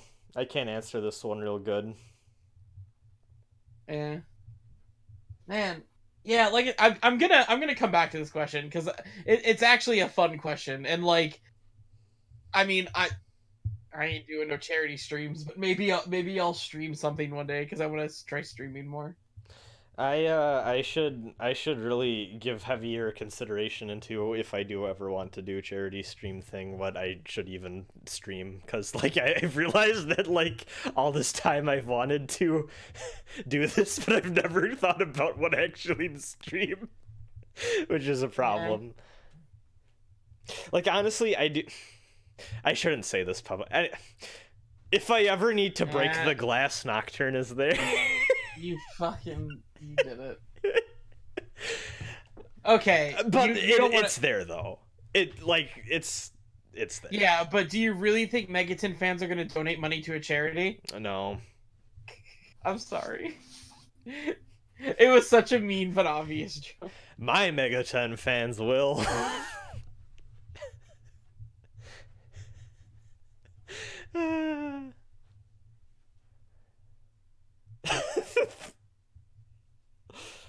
As long as the stream doesn't get posted to the subreddit, we'll be fine. Don't go there. Every Megaton fan is beautiful. Okay. Ooh, that was a knee slapper. Well then. I like how that was my insult that like I ended up defending against for me. Like now I'm the one defending the Megatons. Yeah. Whew. Oh, a long bad RPG, Persona 5. We can do it. Okay. Anyways. Anyway. Now that we've pissed off everyone, how about we call this one a dunner? Call this one a shit? Like, what are you gonna say there? I don't fucking know. I was gonna say call this one a shoo-in, but that doesn't make sense either. Yeah. Happy 30th episode of 30th episode of WAFP, everyone. Is this the 30th? It's the 30th. Damn, it's our 30th anniversary. I know, it's fucked up how we've been doing this for 30 years. Yeah. I'm pretty sure I said that on the 20th or something. Probably.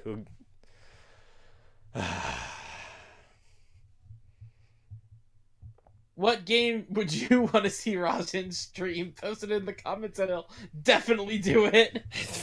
Yep. Every game you post in the comments, Rasen will stream. I guarantee it. Don't worry. I'm still getting through that backlog of suggestions of what everyone wants to see you and me let's play next. Yeah, the one that we got no suggestions for. Hell yeah.